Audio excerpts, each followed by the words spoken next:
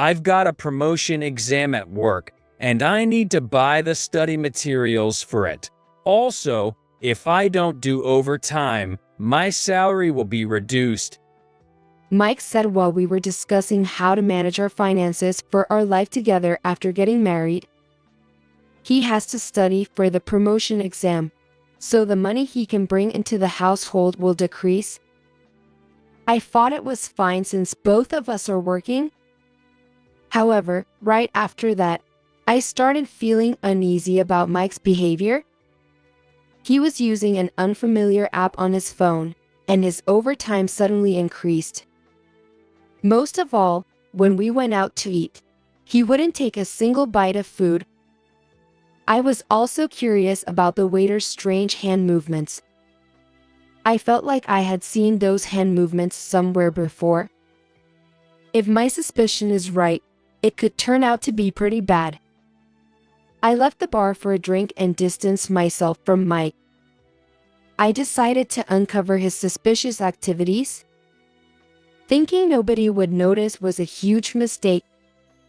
My name is Emily Wilson, and I'm turning 38 this year. I work as a tax accountant, and both my career and personal life are fulfilling.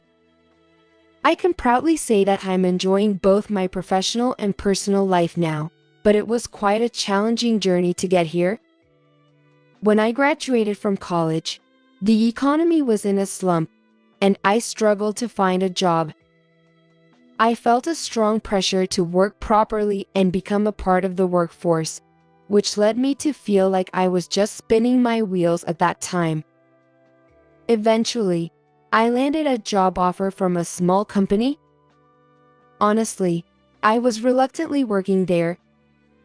However, that's when my turning point came. While working and interacting with other companies, I realized that many workplaces lacked vitality. Many companies were not able to increase their profits as they hoped and were struggling with what to do next. I wanted to help improve these companies' morale and sales, to increase the number of workplaces where people could work with a smile. Driven by this desire, I decided to pursue a career where I could contribute to the growth and performance of companies, which led me to become a tax accountant after years of study. I became a tax accountant at the age of 34. Switching from an employee in a small company to a tax accountant was quite an unusual path. Thanks to that, I finally found what I truly wanted to do. Of course, this journey made my work life very rewarding, but I felt something was missing in my personal life. What am I missing? I realized it was the absence of a partner who could be there for me, someone to share and solve problems with. My days off were spent alone, watching movies or shopping. My friends started having families and getting married, so our days out together became less frequent. While I do enjoy my alone time, I can't help but think how wonderful it would be to share these moments with someone special. At my friend's suggestion, I signed up for a dating site app. Among several people I messaged, there was one man with whom I felt a particular connection. That man turned out to be my future husband, Mike Smith. Mike worked for a well-known electronics company and seemed to be good at his job. Our message exchanges were smooth and effortless, which left a good impression on me. When we first met in person, I could easily picture myself being with him. Nice to meet you. Nice to meet you too, but it doesn't really feel like the first time since we've been messaging on the app, right? True, it almost feels like we've known each other for a long time. Was this one having the right chemistry felt like? Our conversation flowed naturally, both in tempo and content. I didn't know being in a relaxed relationship could feel this comfortable. And Mike was very suave, which I found appealing. You might be surprised since we've just met, but I would like to date you with the intention of getting married, Emily. I've always wanted to be with someone wonderful like you, Mike, so I'm truly happy. It didn't take long to move from dating with marriage in mind to the actual marriage. I will never forget Mike proposing to me at a beautiful seaside restaurant with a bouquet of roses. Emily, I will make you happy. Please stay with me. Would you marry me? Yes, I'd love to. I want to be with you forever. I finally married Mike at 38. It might have been a late spring compared to others, but marriage is not about age. When and whom you marry and what makes you happy is the most important thing. I was certain I could be happy with him. However, it seems I was the only one who thought this way. A faint shadow was looming over our marriage, yet I was reluctant to acknowledge it. Mike and I both worked, and we decided it was better to have some personal spending money, so we opted for an allowance system. We agreed to put the necessary funds into a common purse and left the rest for each of us to spend freely. When we discussed how much money to contribute in the future, Mike raised a concerning issue. About the money we put in the common purse, is it okay if I contribute less than Emily? What do you mean? If you don't mind, can I ask why? Then, hesitantly but finally, Mike spoke up. There's a promotion exam at work coming up, and I need to buy materials for it. Also, if I leave work without doing overtime, my salary will be reduced. Oh, I see. Preparing for a promotion exam while working must be tough indeed. I understand. I'll help in any way I can. Really? That's so like you, Emily. Mike exclaimed with a clap of his hands. Of course, it's an important exam for your future career. I want you to be able to give it your best. I remembered the mental struggle I had when I was preparing for my tax accountant exam. Having quit my job to focus on studying at that time, I could imagine how difficult it must be to study for an exam while working. Don't worry about the money. Focus on preparing for your promotion exam, Mike. Thank you. You're amazing, Emily. So, when is the exam? It's in 8 months. It's a bit far off, but... As Mike expressed his relief at being able to focus on his studies, I reassured myself that this was the right thing to do. However, right after we agreed on this, Mike's work behavior drastically changed. What? You have a business trip the day after tomorrow? Right after we decided how much to contribute to our shared finances, his business trips for work suddenly increased. It can't be helped. It's a work assignment. But you need to prepare for the upcoming promotion exam, right? And yet, there are so many business trips. Are you saying I should defy orders and not go on the business trip? Mike stared at me as he said that. It's not that. I just got worried. Then please don't interfere. How well I can perform here is what matters. Okay, but don't overdo it. It's often said that men become oblivious to everything else once they're focused on work, and Mike seemed to fit that mold. I've been with this company for a long time, and I want to expand my role even further in the future. It would be great to see you achieving more. I'm here to support you. Mike looked satisfied, but I was oblivious to the underlying issues. He started bringing his work home, so I always made sure not to disturb him while he was focused. It felt restrictive, but I did it for Mike.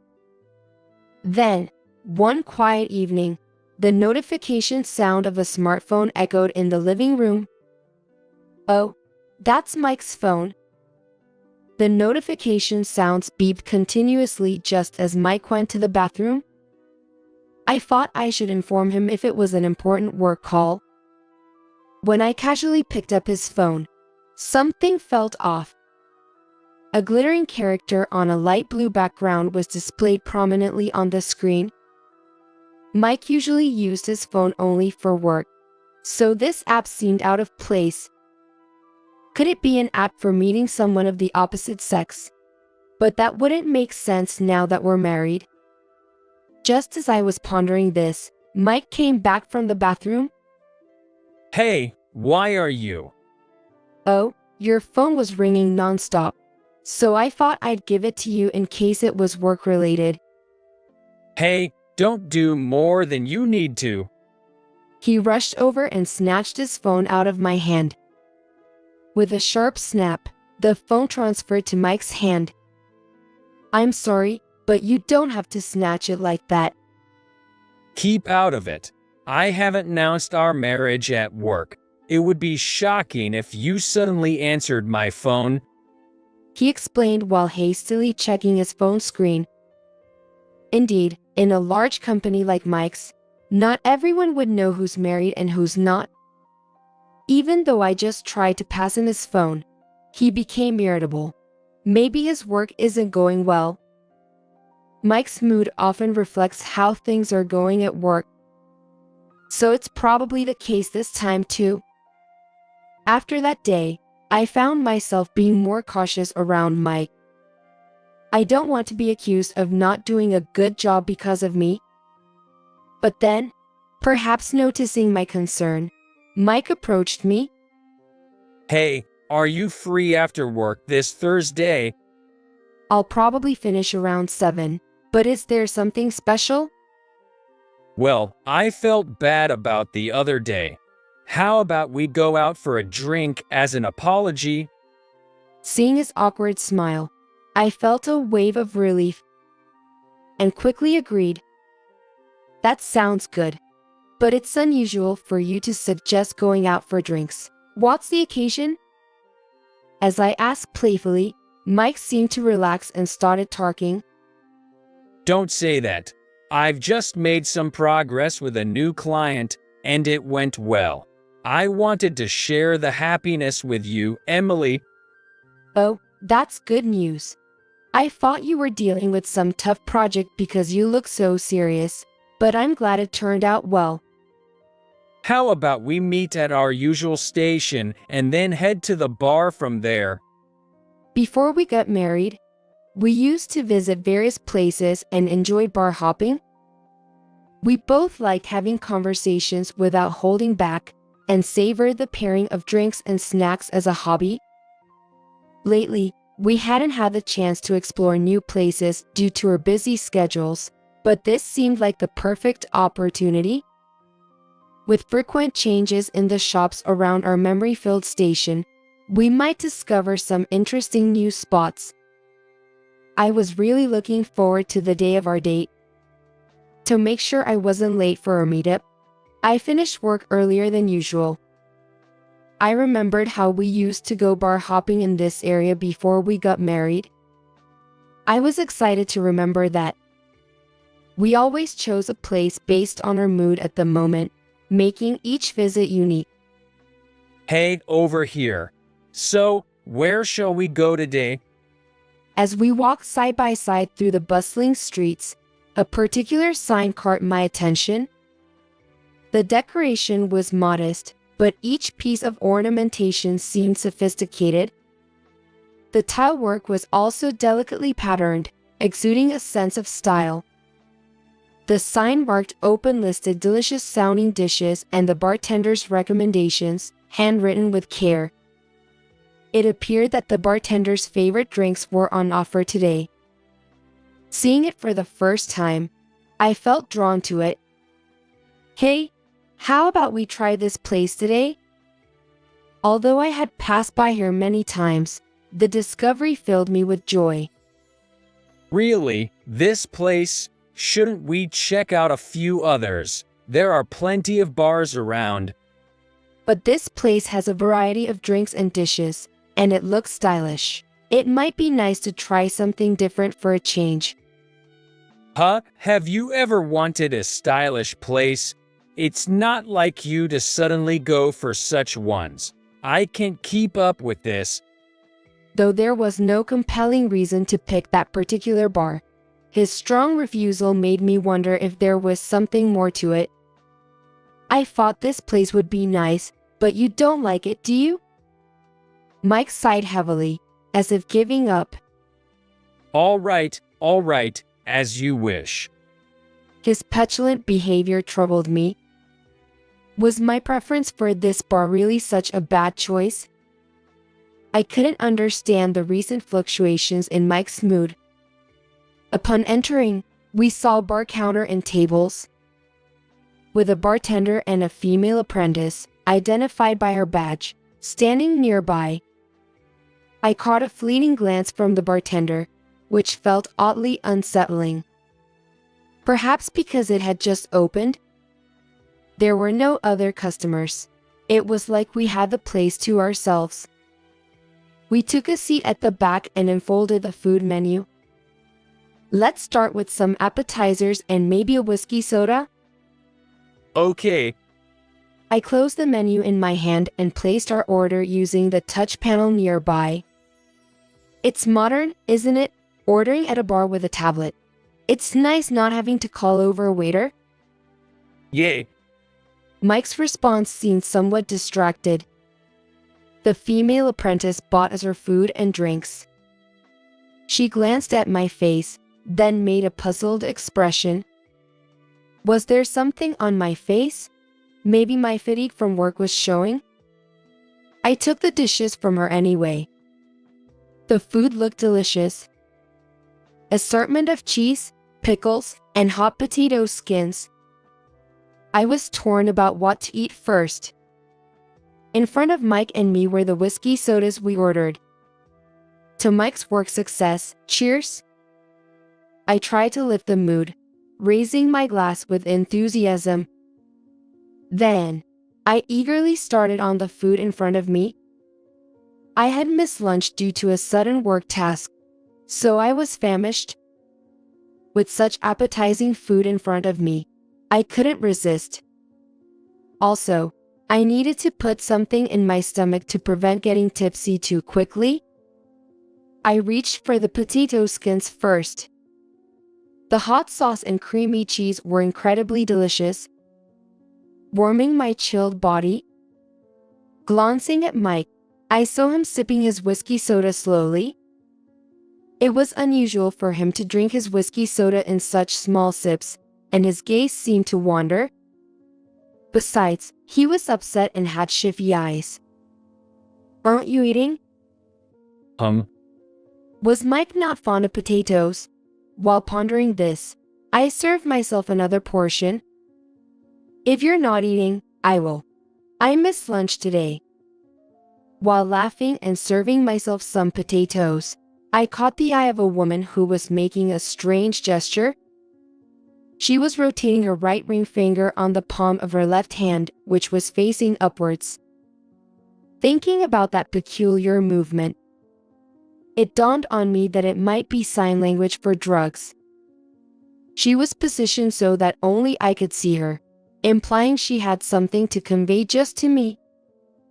Realizing she was using sign language to communicate with me specifically, I hastily put down my potatoes and headed to the bathroom with my smartphone. Sorry, I need to use the restroom real quick. Are you feeling all right? Just a moment. Keep eating. Feeling as if my feet were glued to the floor, I sensed it might be better to leave the bar. Perhaps it was best if I left first. Pretending it was work-related, I quickly returned from the bathroom and spoke to Mike.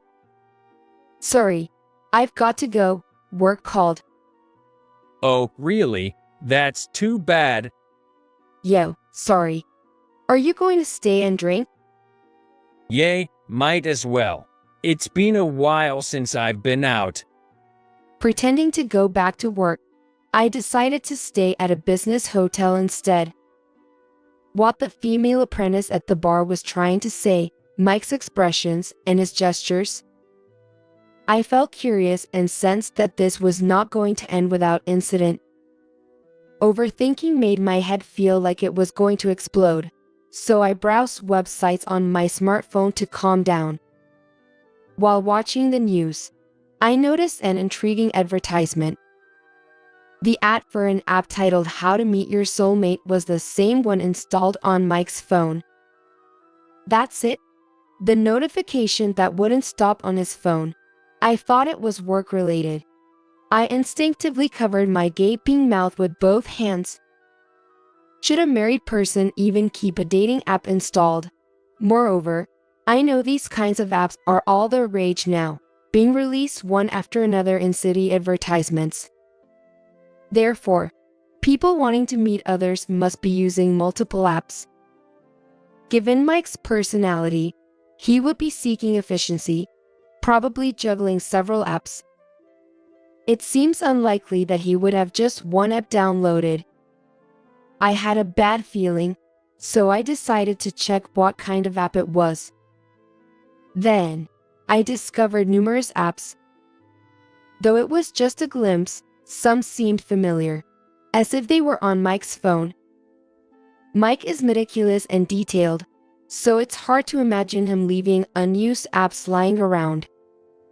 I downloaded an app that seemed to be the same as the one Mike was using and registered as a member. That light blue app briefly shone on Mike's phone.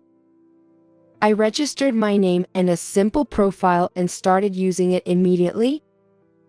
If Mike was using this app, it might unveil his true nature. I told Mike that I couldn't finish work and stayed overnight at a business hotel, then went to work directly from there, executing my plan. The next day, I took a personal day off and ventured out from the hotel into the city. I bought a brown long-haired wig and a hat, then uploaded my profile picture. Crafting my profile information so as not to be recognized, I quickly started searching for matches. Narrowing down by location, age, and interests, the number of potential matches decreased. I put in the name of a game that Mike likes, and all at once the number of matches was limited. Though unexpected, as I looked through profiles and icons, I discovered one that seemed to be Mike and easily matched with him.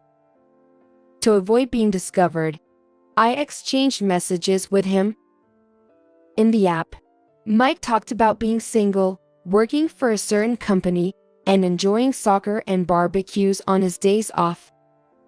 Clearly, he didn't realize he was talking to me. I confirmed that Mike was using the app to meet up, and I went on my next mission. On Friday night, after returning home, I placed a lost item tag in our car, used by both of us. Just to be sure, I also placed it in the pocket of my cardigan left in the car. Then, I returned home, acting as if nothing had happened. Given Mike's frequent use of dating apps, he probably wasn't just talking to one person. I'm home. Work was crazy after that. Do you have any plans for this weekend, Mike? I have to go out for work, so it doesn't look like I'll get the weekend off. Really? That sounds tough. There's a sale going on, so I plan to go shopping by myself.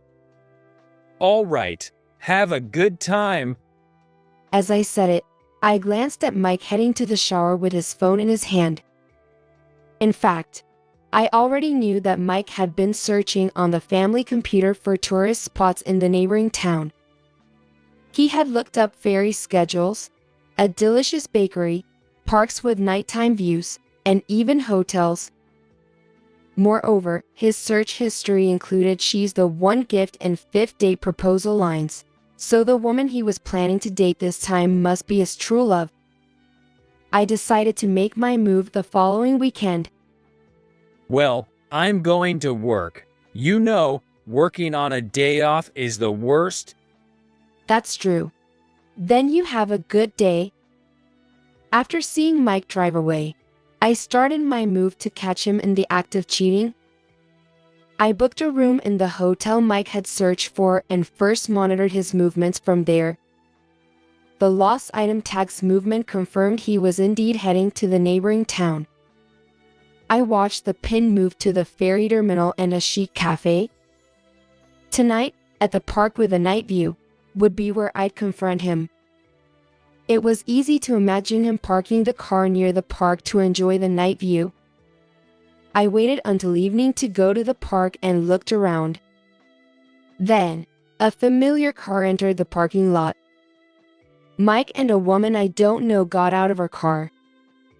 Mike had his arm around the waist of the unfamiliar woman, escorting her to a spot with a good view of the night scene. After watching Mike and the woman walk away from the car, I got into the back seat. Crouched under the seat, I waited for the two to return. Soon, the satisfied pair returned from viewing the night scene. It was really beautiful.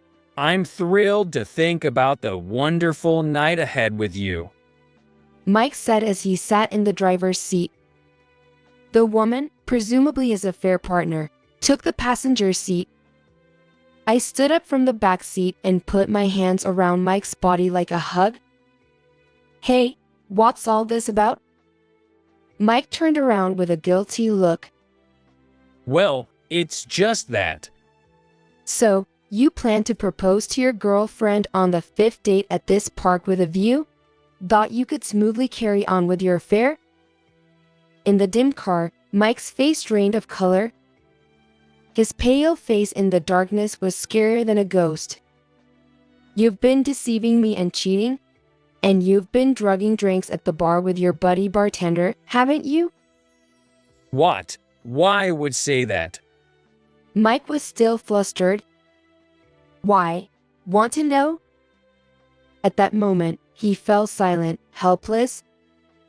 Your behavior at that bar was very weird. When I checked the reviews, there were several women who had gotten terribly drunk. That seemed odd because all the comments were from women. So what do you want from me? Mike still hasn't figured out his situation. He came out strong. Is that bartender your accomplice? He's quite the schemer. After visiting again, I spoke with a female apprentice who told me about the women you brought along. The women I brought? Yes, each time a different woman, all ending up barely able to walk, dead drunk. They say women get drunk faster than men, but isn't it strange to be that intoxicated at a bar? Mike bit his lip, at a loss for words. The woman working there thought it was just her imagination at first, but she began to see a pattern. She discreetly informed me. Just because someone got drunk while I was there, you suspect me? I was appalled by Mike's pull excuse. I pulled out a pen. It was the pen I had secretly placed in Mike's bag. This pen has a recording function. I turned it on, so it recorded what you talked about at the bar. You understand what this means, right? Mike's face turned pale.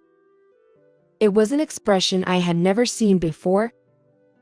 Without hesitation, I pressed the play button. The recording captured his gratitude for spiking the drinks to make them more intoxicating. I can't believe you did this. I can't trust you anymore. Overwhelmed by being called out, Mike reacted with furious anger. You should be grateful I married a leftover like you, sneaking around like some detective. Mike spat angrily, slamming his bag onto the ground. The woman next to him glared at me and said something outrageous. You're the one binding Mike, aren't you? It's because of your insidious actions that you're disliked. I would never do such things. The woman, who introduced herself as Julie, was obviously Mike's affair partner. She leaned close to him like a lover. And it's like a little puppy barking. I knew he was married, but I'm more suitable for him. His other women were just flings. I'm the one who will be happy with Mike. More suitable for him?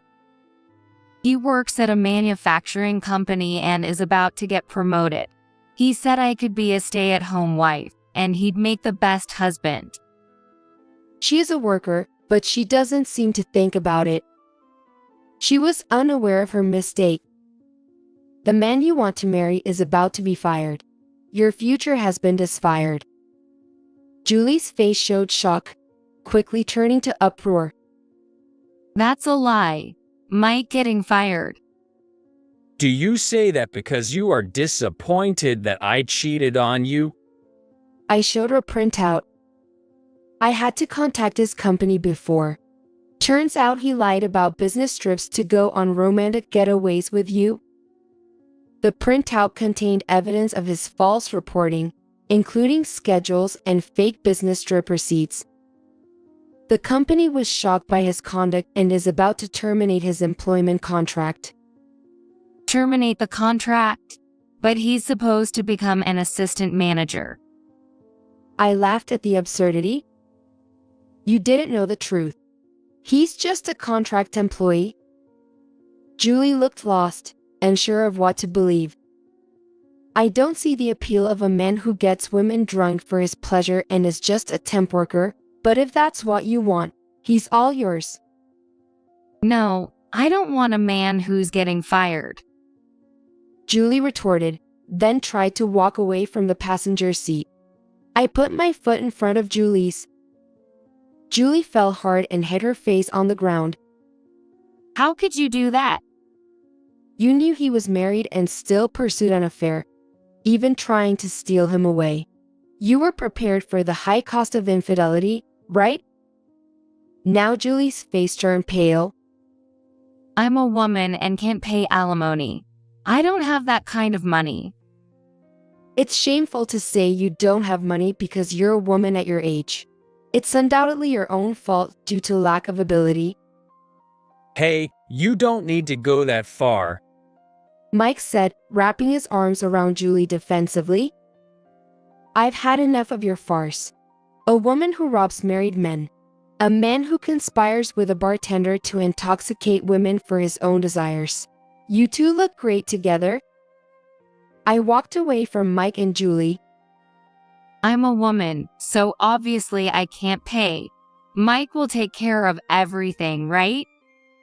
Hey, these days are gender equality. There's no men will or women can't anymore. Take care of your own issues. How awful. Are you betraying me? I heard the two arguing behind me. I was surprised to hear the word betray from Julie, but that no longer had anything to do with me. I returned home once and left with only the necessary luggage. Mike called many times wanting to reconcile, but I ignored all his attempts. Once, I answered thinking it was an unknown number, but it was Mike. Please, let's not get divorced. Are you in any position to say you don't want a divorce? But I can't live if we divorce now. Wait until I find another job. I sighed heavily. You want me to support you until you're reemployed? No way. Cry to your mistress. Then Mike yelled in desperation. I can't do something that pathetic. But I was not one to be intimidated. Pathetic? Who's the one that did such pathetic things to me? Mike fell silent. Anyway, I'll have my lawyer contact you. I was able to claim alimony through the lawyer. However, since Mike was jobless after contract termination, his parents had to cover for him. Now, he's working hard at a construction site from morning till night, as introduced by his parents. His bad attitude and snide remarks have made him a target of disdain among his seniors. As for Julie, she was fired from her job for having an affair and is known for shouting "I did nothing wrong" until the end, as I heard from a former co-worker. After that, Mike and I officially divorced, and I've been enjoying my life alone. Work and personal life are going well, and divorcing Mike was the best decision. Recently, as a tax accountant, I've been getting more clients, many of whom say, "I'm glad I asked for your help." When I hear that, I feel good about the work I do. Marrying Mike was a mistake, but it taught me to choose my own life, so I have no regrets. By chance, I met the apprentice from that bar at a mall's food court, and we hit it off. That encounter led us to occasionally meet for coffee. She shared how happy she was to use the sign language she learned in Sign Language Club in such a way, which left a deep impression on me. Interestingly, she had no idea I was Mike's wife, making it a funny story we still talk about. Now, living my life without any issues, I think things turned out for the best. My husband suddenly told me, I have to go to work now. You'll have to walk to the hospital yourself. "What?" I asked my husband, who was driving next to me, even though I was drowsy from a fever over 104 degrees Fahrenheit. We were on a nearly deserted and dimly lit street. My husband was in the middle of taking me to the hospital because I had developed a fever. Indeed, when I had asked him to take me, he looked displeased. But when I called the ambulance, he canceled it without asking, saying it was a bother over just a fever. As I was thinking about this, I realized that my husband had already stopped the car and came around to open the passenger door. Is he intending to drag me out? With my weak hands, I desperately clung to the passenger seat. But my resistance was futile. He dragged me out of the car and threw me outside. He snorted, returned to the driver's seat, and said, "Figure it out yourself. You can make it to the hospital if you walk for an hour, right? And don't bother strangers for help, got it?" Then he drove off immediately. "Please, stop, come back." I knew my cries wouldn't reach the car growing distant, and I didn't even have the strength to stand anymore, so I could only sob and weakly call for help. "Someone, please help me. My name is Naomi. I'm a 40-year-old housewife. I live in a small town in the Midwest with my husband, Daniel, and our 16-year-old son, Ethan. Daniel and I met through a friend's introduction. At the beginning of our relationship, Daniel always said, "I'll climb the ladder, just stick with me." Seeing his ambition, I thought marrying him would make me happy. I was happy at the beginning of our marriage. He worked for a well-known corporation and earned a good salary. We spent enjoyable days together, watching movies or going shopping on days off. However, as our son Ethan was born and grew, those days started to change. Firstly, Daniel never got involved in parenting. He never changed a diaper, nor did he ever bathe Ethan. He never participated in an open class at his son's school, even when he had time off. We've never even been on a family vacation together. In short, Daniel never did anything that could be considered fatherly. As a result, Ethan and Daniel hardly talk anymore. Of course, knowing that this wasn't right for a family, I had tried to mend our relationship. However, Daniel dismissed the attempts, claiming I was too tired from work to have a proper conversation, letting the matter slide without resolution. We lived together, and it gradually became clear that Daniel was a coward. Daniel's big talk wasn't driven by ambition, but was merely bluster. The words he said before we got married, "I'll climb the ladder, just stick with me," were just to ensure I wouldn't leave him for someone else. Indeed, Daniel earns more than the average man, but compared to his peers at the same company, he hasn't climbed very high in the hierarchy. It's not that I wanted him to succeed at all costs, but I couldn't help thinking that, if he was going to immerse himself in work to the detriment of his family, he should at least achieve more. One day, after sending Ethan off to his soccer club's morning practice, I was preparing Daniel's breakfast. Daniel came from the bedroom to the living room and stared intently at the breakfast laid out on the table. The menu was the usual: bacon and bread, along with hash browns and an omelet. Daniel sat down on the chair and started with the omelet. Then, frowning and knitting his brows, "What's this?" he muttered. What? Was something off? It's the same omelet as always. However, Daniel roughly set down the plate with the omelet and declared, "It's inedible," before getting up and leaving the table. Since then, he has been complaining about every meal I make. The lunches I packed for him were returned almost untouched, with the excuse they were too awful to eat.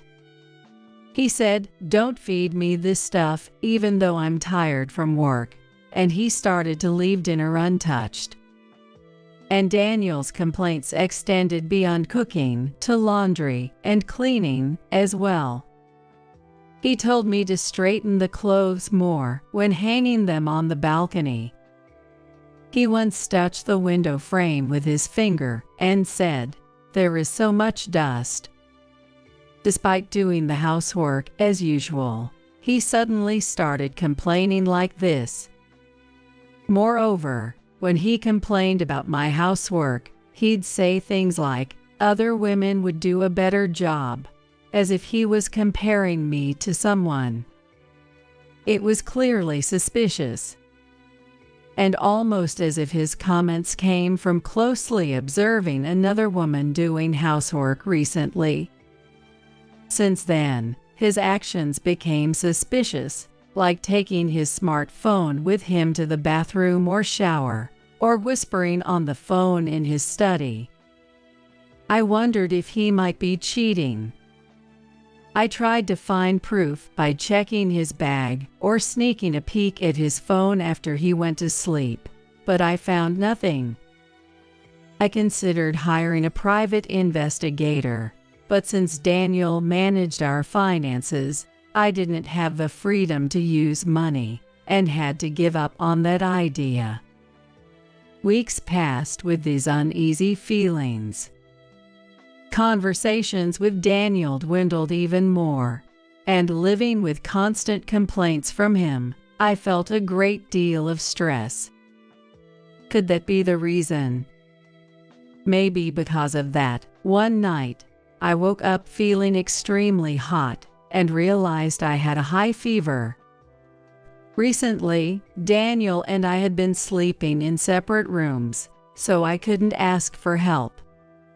I managed to crawl to the living room because I had left my phone in the living room. Feeling like my vision was fading, I might have been exaggerating, but I felt like my life was in danger. I should call an ambulance. Just as I thought that and reached for my phone on the living room table, Daniel happened to come into the living room. What are you doing up in the middle of the night? I mustered all my strength to explain, and Daniel silently took the phone from my hand. Might he call an ambulance for me? Feeling relieved with that thought, Daniel then uttered something unbelievable to me. Calling an ambulance for just a fever? How embarrassing would that be if the neighbors found out?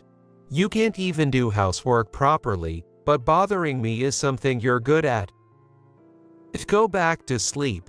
A fever will go away if you sleep. Far from being concerned, Daniel snapped at me, and I protested through tears. Please, let me go to the hospital. If an ambulance is out of the question, then please take me in our car. I begged Daniel, clinging to him. I kept pleading, almost babbling, please, please. Despite his reluctance, Daniel seemed to give in to my persistence and agreed to drive me. Daniel was very reluctant at first, but it seemed he finally gave in to my persistence and agreed to drive me. Oh, no, I have work tomorrow. What are you going to do about my lost sleep? From the driver's seat, Daniel continued to grumble and complain the entire time. I rested my head against the rain-pelted passenger window, listening to him. 5 minutes after leaving home, Daniel's phone suddenly rang. He pulled over to the side of the road to answer it. After a brief exchange, he quickly ended the call. Then he said the following. Now I have to go to work. You'll have to walk to the hospital from here. What? Work? In the middle of the night? Are you doubting me? Daniel raised his voice, looking annoyed. Then go to work, but at least drop me off at the hospital first. It's not far by car. It was impossible to walk to the hospital in the heavy rain in my condition. I desperately clung to the passenger seat. But Daniel got out of the driver's seat, opened the passenger door with force, unbuckled my seat belt, and grabbed my shoulder. Get out quickly. With those words, Daniel dragged me out of the car as if he was throwing my body outside. I scraped my knees and palms with such force. It was dark, and I couldn't see well, but it felt like I was bleeding. It hurts, you know, I said to Daniel, but he just snorted, returned to the driver's seat, and drove off immediately. I could only watch helplessly as the car got smaller and smaller in the distance. The rain kept getting stronger, and it felt like my fever was rising. There was no one around on the night streets, and Daniel had taken my smartphone with him. My only option was to walk to the hospital. In a desperate state, I headed for the hospital. Since Daniel had contacted the hospital in advance, I was sure the staff would be waiting for me. Thinking that I shouldn't waste any more of their time or that of other patients, I walked to the hospital despite feeling dizzy and disoriented. I got lost and had to rest along the way, but by the time I finally made it to the hospital, 2 hours had passed since I left home. A trip that should have taken only 15 minutes by car. I made my way towards the entrance, aiming for the door. Then, through the glass doors, I locked eyes with a nurse.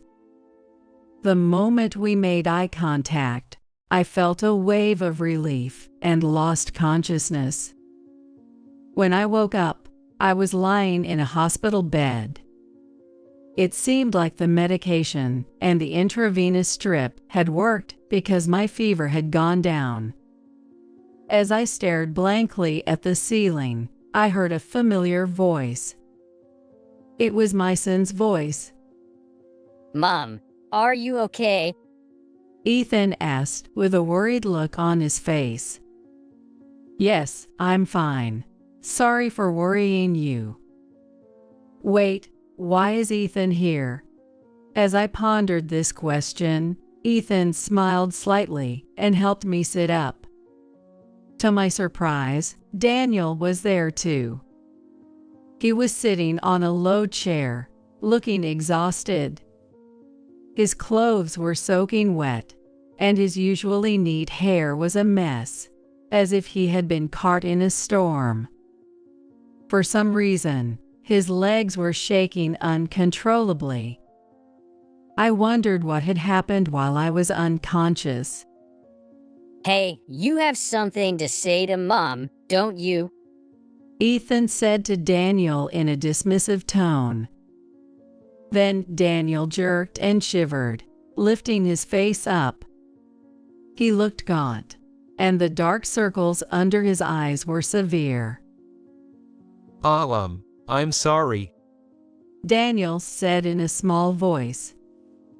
Ethan looked a bit dissatisfied, but turned back to me and explained what had happened. After Daniel dragged me out of the car, he apparently went back home. Ethan, sensing something was wrong, had woken up and found it strange that I wasn't at home.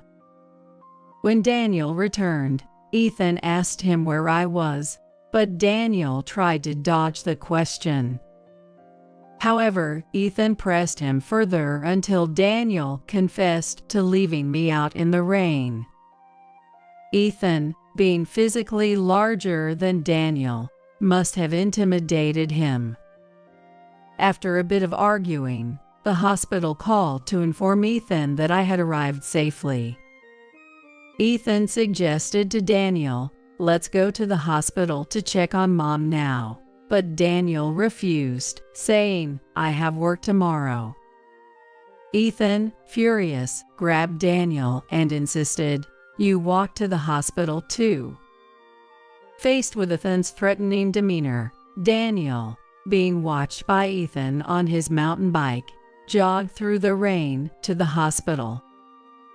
Daniel, who usually commutes by car and dislikes exercise, must have found this extremely difficult.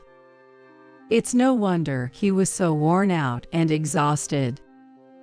After finishing his explanation, Ethan looked at me seriously and said, Mom, you should divorce this guy right away. I was shocked by his words. Not because I didn't want to divorce. I was shocked that I had driven my son to say such a thing. I took Ethan's hand and apologized, saying, "I'm sorry." For a while after that, Daniel and I were in a Cold War state. I wanted to divorce, but there were financial concerns. As a housewife, I wasn't confident I could adequately support Ethan if we were to divorce. I wondered what Daniel thought about all this. A few weeks after I had a high fever, one day, the landline at home rang. Hello? Are you Daniel's wife? My name is Amy, one of his employees. Well, yes, that's me. Is there something you need? The woman who introduced herself as Amy said to me, who was bewildered. Daniel and I are in love. So could you please divorce him quickly? Amy was having an affair with Daniel. My previous suspicions of infidelity weren't misplaced. I would divorce him if I could. I found myself shouting that in response, almost instinctively. That was my true feeling. Take that lousy man if you want him. Will I be insulted? With that thought, I steeled myself and gripped the receiver tightly. But Amy exclaimed, "Really?" with a happy voice. Then it's settled. I work for a major corporation, so I can pay any amount in compensation. If you give me your email address, I'll send you plenty of evidence of my affair with Daniel. You can use that to demand a divorce from him. Caught off guard by the unexpected proposal, I was momentarily stunned, but I quickly regained my composure. There's no way I could pass up such an opportunity. I gave her my email address. And soon after, she sent me ample evidence of the affair. There were la vie de vie photos and screenshots of their rendezvous messages, more than enough to serve as proof. That evening, after making sure Ethan had fallen asleep, I approached Daniel, who was having a drink. "Hey, we need to talk." Daniel just said, "What?" without taking his eyes off the TV. I was irritated, turned off the TV, and slammed my hand on the table. Daniel turned to face me, angry. I presented something right in front of Daniel. A divorce form. Daniel's eyes widened in shock. "Let's get a divorce. It seems you have someone else who works for a major corporation and is good at housework." What? Are you saying I'm cheating? If so, show me the proof. Daniel said confidently, thinking he had covered his tracks. I met his challenge and presented all evidences Amy had sent me. His confident expression quickly fell, and he began to look like he was about to cry. What? How do you have these? I deleted everything. A divorce would be embarrassing, right? And doesn't Ethan need a father? And money? Daniel apparently doesn't want other people to think he got divorced because he cheated on his wife. How selfish of him. I'm not embarrassed at all. Besides, Ethan doesn't need a father like you. You've never done anything fatherly before. Don't start saying such things now. As for money, if you truly care about Ethan, you'll provide ample child support, won't you? Finally, Daniel seemed to realize I was serious about our divorce, holding his head and starting to sob. This isn't how it was supposed to go. Half a year later, Daniel and I were officially divorced. In the divorce, I demanded a fair division of assets, compensation for his infidelity, and ample child support for Ethan. Additionally, I demanded compensation for infidelity from Amy, the woman involved in the affair. Since the payments were made in lump sums from both parties, I had no immediate financial worries.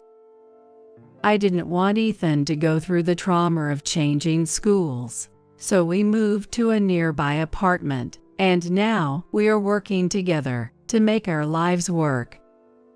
It seems that Daniel and Amy started living together.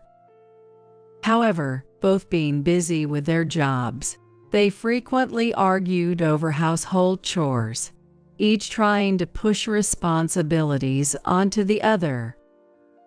Amy's efforts in housework were probably to show her best side to Daniel in an attempt to take him away from me. Once she had Daniel to herself, she likely felt comfortable revealing her true nature. Moreover, somehow, it became public knowledge that Daniel and Amy had an affair, tarnishing the reputation of the major corporation they worked for, and resulting in both of them being fired. They struggled to make ends meet after paying me the compensation in full, but that's none of my concern. Since divorcing Daniel, Ethan has become much brighter and more dedicated to his club activities. I'll be a player for the first time in the upcoming match. Watching him talk happily, I felt deep down that my decision was the right one. What the heck? I don't get it. When I went to a town I don't usually visit for shopping, I witnessed my husband and my mother walking arm in arm, intimately and kissing in public without any regard for the onlookers. Shocked, I rushed over to confront them, but far from showing any remorse, they defiantly justified their actions. I immediately went to my parents' house, told my father about the two, and got a divorce. However, after my father passed away, I had to meet my mother and ex-husband again. Seeing my mother for the first time in a while, she was wearing loose clothing, and her belly was visibly swollen. Noticing my gaze, she smiled triumphantly. Oh, did you notice? I'm carrying a child. Seems like you waited forever but couldn't have one, huh? Unlike you, we managed to have a child right away. Now I can finally become a father. Breaking up with you was a good thing. They hurled insults at me, intending to hurt me as much as possible. However, their plan backfired. Unfortunately for them, I wasn't hurt at all. Oh, that's hilarious. You two are such idiots. I laughed so hard I had to hold my stomach. My name is Mia, and I'm a 24-year-old office worker. My parents had me when they were very young, in what you'd call a shotgun wedding. Both of them were quite flashy in their youth. My mother, Linda, was just 16, still in high school, when she met my father, Kevin, a construction worker 4 years her senior, and had me. Their love story began when my mother fell head over heels for my father and aggressively pursued him until he gave in, and they started dating. Soon after, she got pregnant with me, and they got married.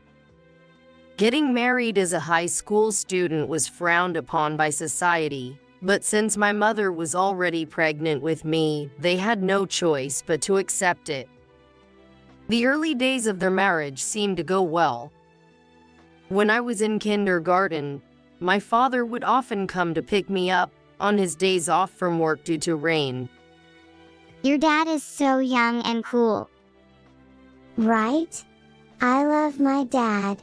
He's so kind. I loved walking home under the same umbrella with my dad, talking about our day. However, an incident struck my father, changing my mother's attitude towards him drastically. My father fell while dismantling scaffolding at work, sustaining serious injuries. Injuries include full body bruising and complex fractures. When his body became disabled, my mother turned cold. Fortunately, he survived, but he was left with lasting physical impairments, making it impossible for him to continue his construction job. Thanks to rehabilitation, my father managed to walk again and, through a friend, found employment at a company. However, he needed long-term rehabilitation. During this time, my mother refused to have anything to do with him, from attending medical appointments to everyday assistance. She even ignored him when he fell in the hallway or threw sarcastic comments his way. Showing off by falling. Pathetic. Marrying this burden was a mistake. I should have dated more men before settling down. When I was a kid, my mom would constantly grumble about my dad, as if it were her catchphrase. But to me, it just looked like she was picking on him, and honestly, I didn't really like her for that. Due to my father's limited work capacity, our family wasn't exactly wealthy. My mother worked nights, so I spent more time with my dad during the day and was closer to him than to my mother. Perhaps because my mother noticed this, or maybe she was never fond of kids to begin with, she mostly neglected me, providing only the bare minimum care. I managed to graduate high school, but instead of going to college, my mother told me to work to help with the family finances, so I ended up taking a job at a local company. I'm sorry, Mia.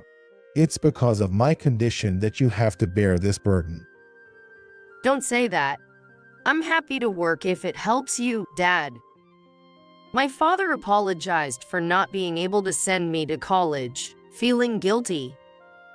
Although I hated to comply with my mother's demands, I worked hard for my father. A few years after I started working, I married my colleague, John. I didn't want a cold marriage like my parents had. I wanted to build a warm home with him. I'll take care of you, Mia. Let's be happy together. I want lots of kids too.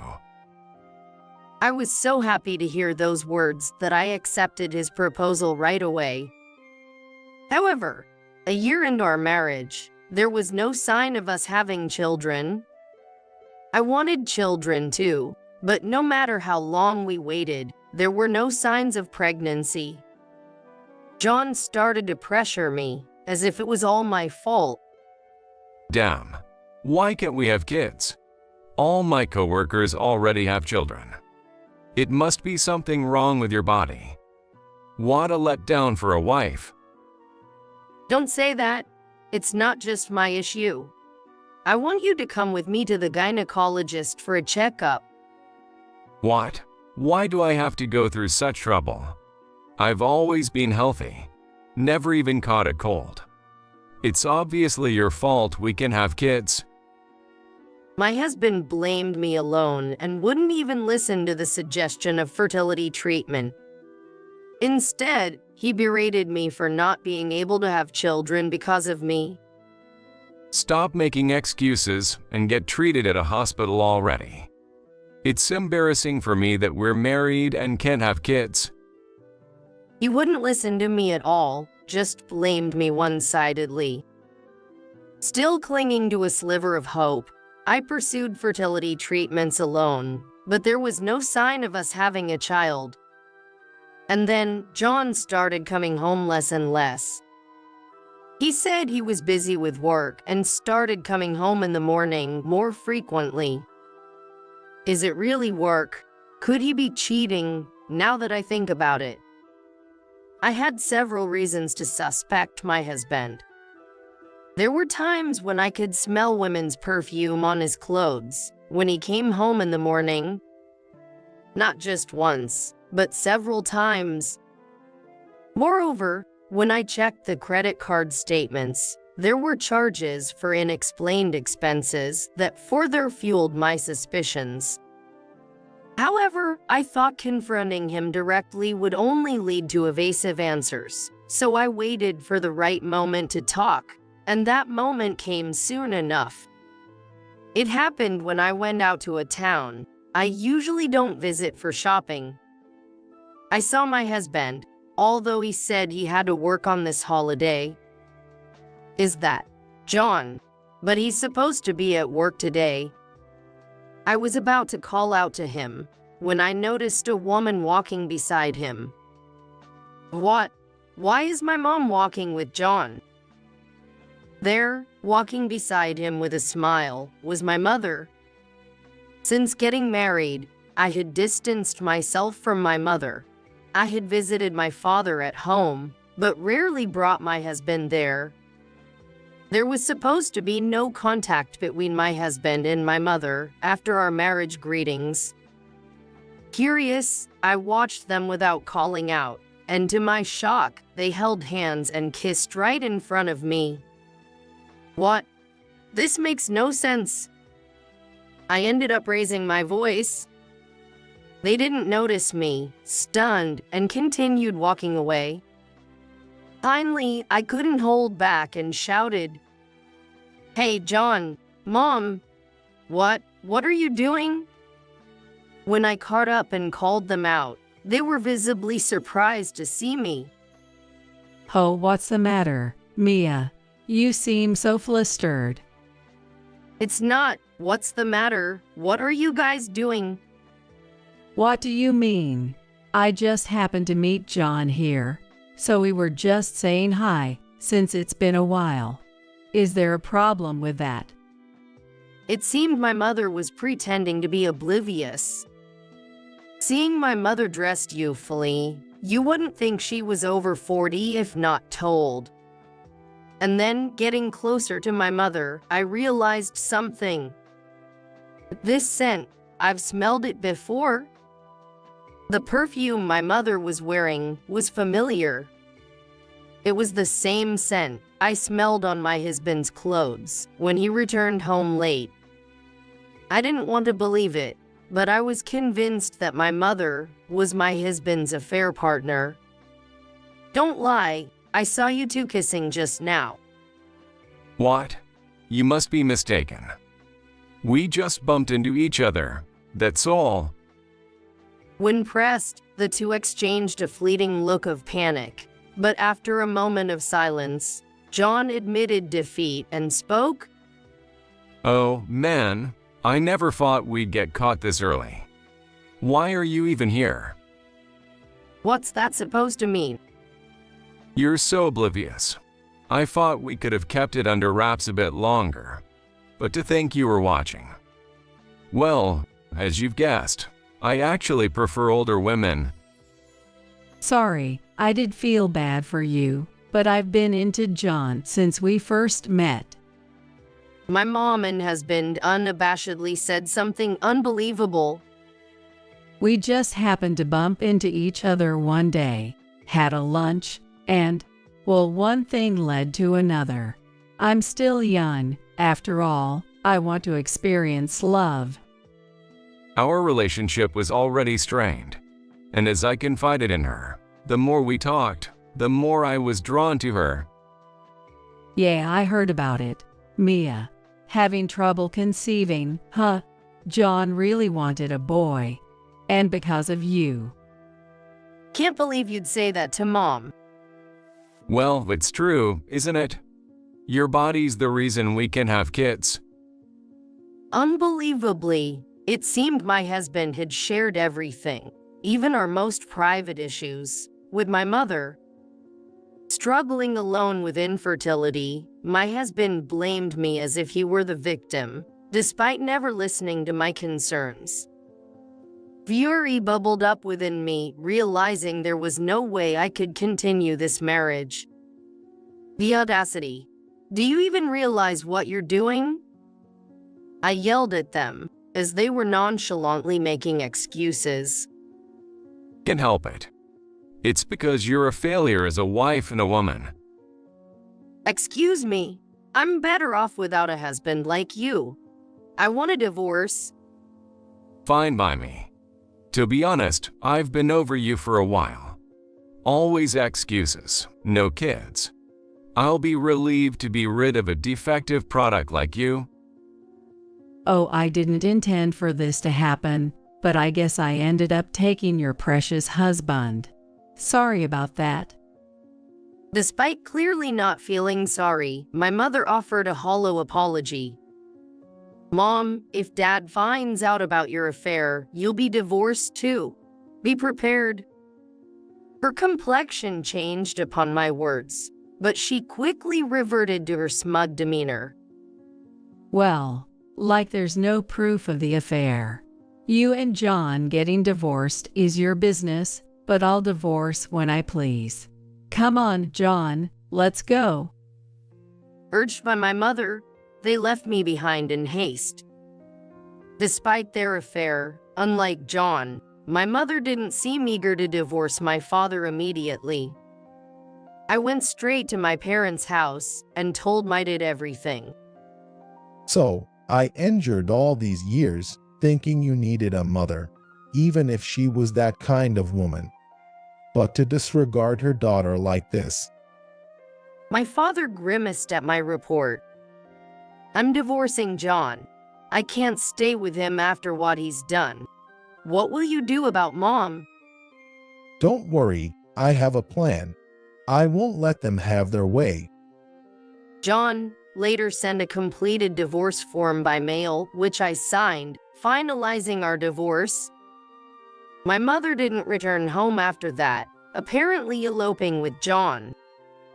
Despite my anger, my father advised me to forget them both, and I decided to let go of my ex-husband and mother. I then moved out of the apartment I shared with John and returned to my childhood home. My father had become quite self-sufficient. Ironically, thanks to my mother's neglect. Despite everything, I'm happy to live with you again. Thanks for coming back. I enjoyed a brief period of peace with my father, but it didn't last. He contracted a widespread pneumonia and suddenly became gravely ill. Mia, I'm sorry for all the hardships. Live your life as you wish from now on. On the brink of death, my father firmly held my hand and told me this. Tears welled up as I nodded in agreement. Despite medical efforts, his condition rapidly worsened, and he passed away. Dad, I wish I had been a better daughter before you left us so suddenly. As I prepared for his funeral, an unexpected visitor arrived. Long time no see. Heard he's gone. My mother and John, my ex-husband, were there. They stood at the door with disdainful smiles, barging into the house. What do you want now? Just go away. What? And who do you think you are? He and I are married, you know. It's only natural for a wife to rush over when her husband dies. To think you'd say such a thing after eloping and not contacting anyone for years. Oh well, say whatever you want. But no matter how much you scream and shout, I'm still his widow, which means I have a right to the inheritance. There was insurance too, wasn't there? I can't believe it. That's why you never divorced Dad. After suffering an injury, Dad retired from his construction job and worked hard at a company he joined later, eventually reaching a respectable position before he passed away. Despite having no formal education, it must have been the grit he developed during his days as a craftsman. He had many subordinates who admired him for his caring nature. All the more reason not to divorce. Now let's talk about dividing up the assets. He wasn't one for material desires, so I know he saved quite a bit. Let's see. Mom said this as she approached me. Suddenly, I realized something. Mom, in her loose clothing, her belly was clearly swollen. Noticing my gaze, she smiled triumphantly. Oh, you noticed? Yes, I'm carrying John's child. It seems you've been waiting for one you could never have. I'll bear the child in your stead. Different from you. I had a child easily. Now I can finally become a father. Breaking up with you was really for the best. The two of them hurled the most hurtful words they could at me. However, their plan backfired. Unfortunately for them, I wasn't hurt in the slightest. Oh, this is hilarious. Both of you look so foolish. I couldn't help but laugh, holding my stomach. The two of them looked at me, dumbfounded. What's so funny? Because it's ridiculous. Hey, I hate to say it, but are you sure that child is really John's? At my words, John asked, "What?" as if offended, but Mom's demeanor suddenly changed. Her eyes darted around, clearly flustered. But John seemed oblivious to it. It's definitely my child. Don't say such nonsensical things out of spite. Yes, that's right. Don't be sore losers. Whether it's a sore loser's talk or not, this will clarify everything. I stepped away and retrieved a document I had kept, thrusting it in front of them. What's this all of a sudden? What is this? What are you so surprised about? It can't be that. Huh? What does this mean? The two were shocked by the content of the document. It was a report from a private investigator detailing Mom's social interactions. After Mom eloped with John, I happened to see her in town. She was with a young man I didn't recognize, not John. Following them secretly, they entered a hotel together. What does this mean? Could it be that Mom is? I talked with my father before he passed and decided to investigate Mom's behavior. I thought it might be useful someday. The investigation confirmed that Mom was indeed involved with a man other than John. John, with a look of disbelief, frantically reads through the documents. There, detailed information about his mother and her boyfriend is written. John, reading the report with disbelief, glared at Mom next to him after finishing it. What is this report about? Were you deceiving me? That's absurd. Mia is lying. The baby is definitely yours. Despite being flustered, Mom insisted the baby was John's. Who do you believe, Mia or me? Well, since you couldn't have a child, you're framing your own mother. What a terrible woman. John was persuaded by Mom, regaining his composure. Declaring the report a lie, they turned their blame towards me, ignoring their own issues. You're free to believe what you want, but sadly, I have definitive proof. You can come out now. I called out towards the room next to the living room, where I currently was. Then the door opened, and a man walked in. Who the heck is that guy? Who? I don't know him either. Both of them were puzzled by the appearance of this unfamiliar man. This man is my husband. It's natural you wouldn't know, but I remarried. His name is Bob. I had divorced John a year ago and remarried him, whom I met through a friend. What proof does this man provide? Unlike my mother, it may not be visible yet, but I also have a baby in my belly. Of course, it's his child. So what? Say it clearly. Still don't get it? I couldn't have a baby no matter how hard we tried when we were married, but with him, with Bob, I got pregnant right away. John's eyes widened as he seemed to grasp the implication of my words. You were too lazy to go to the hospital, but I got checked properly and knew there was nothing wrong with my fertility. So the problem with not having kids was you. No, that can't be. You're lying. But it's strange, isn't it? Supposed to be hard to have children, yet my mother is pregnant. I wonder if it's really your child.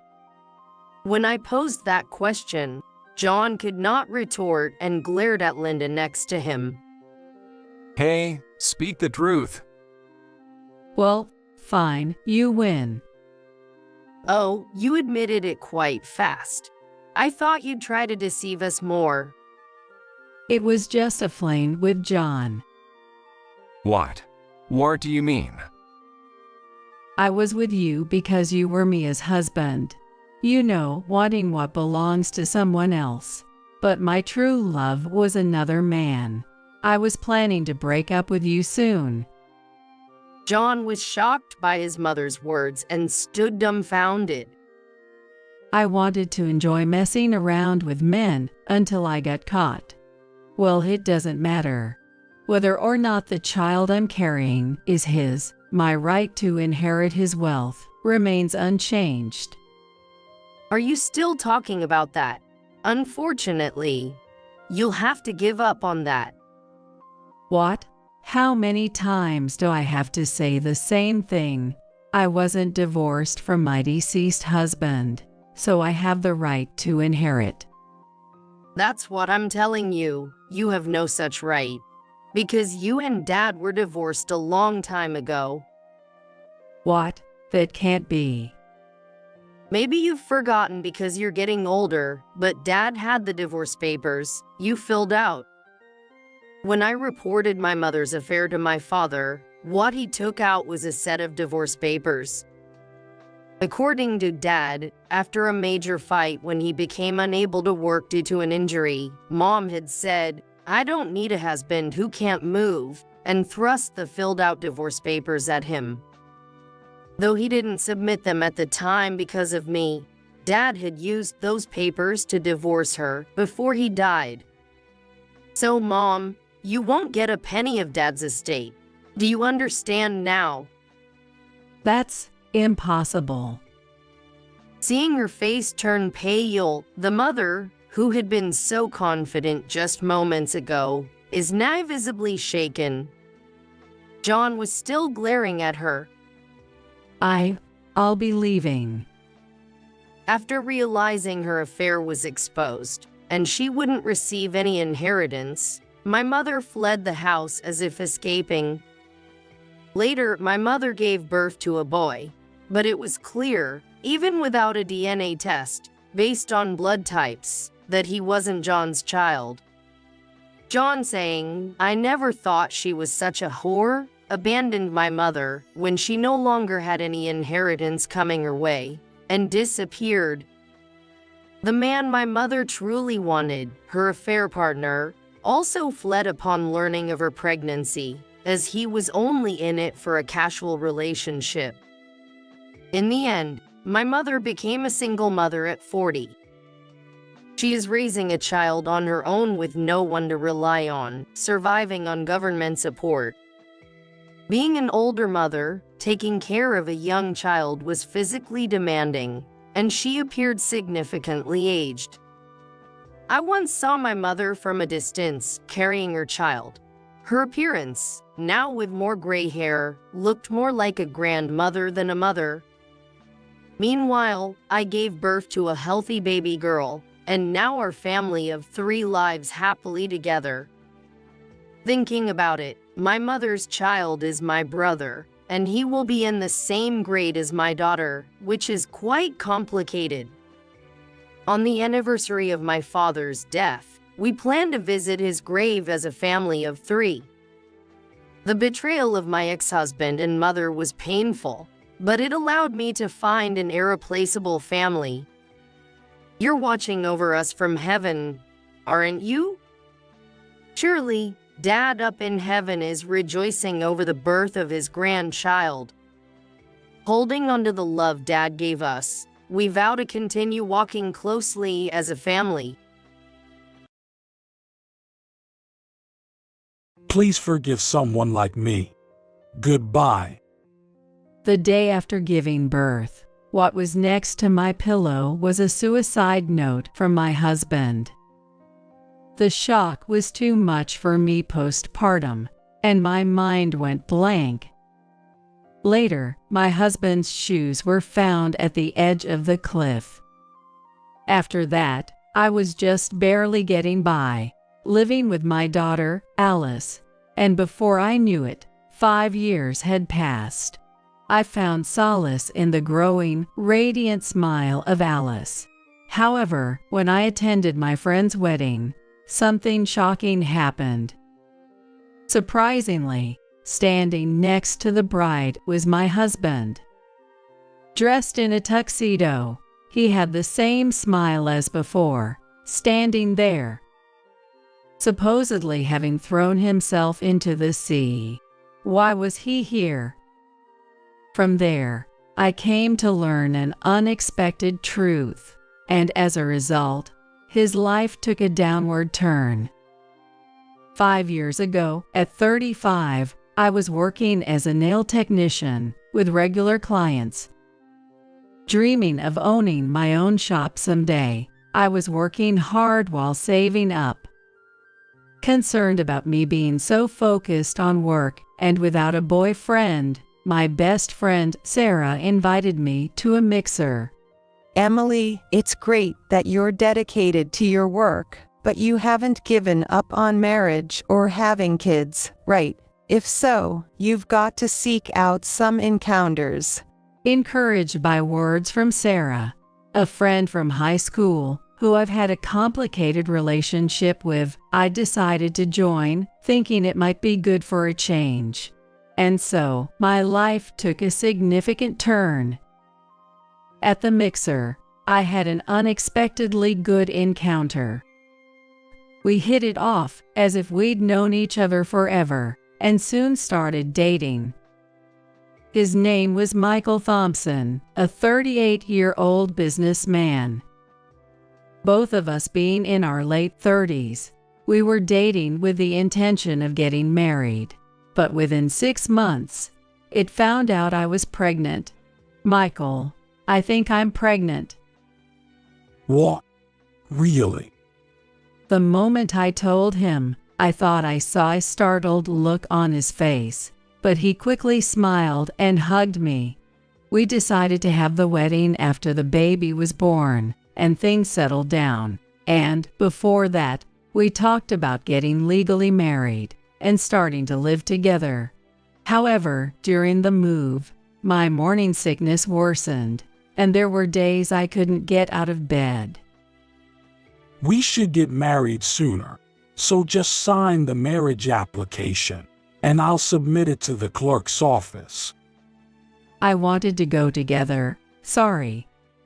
Don't worry, just dress for the baby. I was always enveloped in his kindness. Yet, there was one concern. It was about my parents. Living in the countryside and concerned about social appearances due to their jobs, they had been pressing me about marriage whenever they saw me. I can't stand that, and I had stopped contacting them for a while. But when we announced the shotgun wedding, I'm expecting some disapproving looks from them again. As expected, when I contacted them, my father yelled, "It's shameful, don't come back home." Though I anticipated it, such a situation still brought me down, compounded by morning sickness, making every day gloomy. I gradually started missing work, spending most of my days in bed, unable to handle household chores, and settling for the bare minimum when it came to meals. I'm sorry, I couldn't do anything today either. Test again. As days went by, Michael, who was supposed to be kind, began to change. Even though I was in the midst of a blissful newlywed life, and we were about to welcome a baby soon, things hadn't turned out the way I envisioned, and all I feel was a sense of urgency. At this rate, I might not become a good wife or a good mother. Every day, struggling with nausea in bed and shedding tears was truly hellish. Yet, more troubles began. Michael started coming home late, and his time at home decreased. Moreover, on the rent due date, there was no payment from Michael. We had agreed to split the rent in half when we started living together, and the rent was set up for automatic payment from my account, which I signed the lease for the apartment. But there had not been a single transfer from him. Hey, did you forget to transfer money for the rent? What's happening with it? Just wait a bit longer. There's been a lot of drinking and entertainment this month. I'm in a bit of a financial pinch. Every time I checked, he'd say that and put off the payment. And in the end, it was almost like I was the one paying the rent.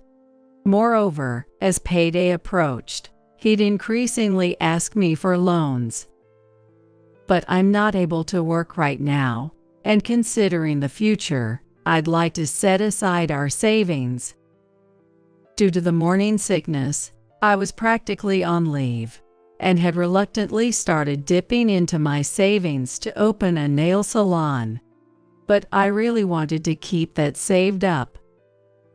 The thing is, I had an unexpected business dinner at a fancy restaurant, and I'm in a pinch this month. But shouldn't they be covered by the company's expenses? It doesn't work that way. Plus, landing this contract now could significantly affect my promotion. Please. He said that if he gets promoted and earns more, it would be easier to support the family, so I had no choice but to agree. But then I noticed an unfamiliar watch on Michael's wrist. Hey, where did you get that watch? Notice, cool, isn't it? I've been eyeing this watch for a while. He showed it off to me, almost like a child bragging about a treasure. That's not the point. How much did that cost? What's it to you? I bought it with my own money. Stop nagging. Despite me paying the full rent and even lending him money, what was he thinking? I couldn't help but snap at him. Before spending money on such things, you should have discussed it with me. You're about to become a father. When I, usually quiet, unexpectedly raised my voice, he looked surprised and then awkwardly apologized. Sorry, I'll be better from now on, okay? Seeing him apologize sincerely made me wonder if everything would be all right once the baby arrived, but I had a vague sense of unease. After that, the days my husband returned home became even fewer. And as the pregnancy entered the late stages, an unexpected situation arose during a prenatal checkup. What? Hospitalization? From now? At the checkup, they said it's a threatened preterm labor.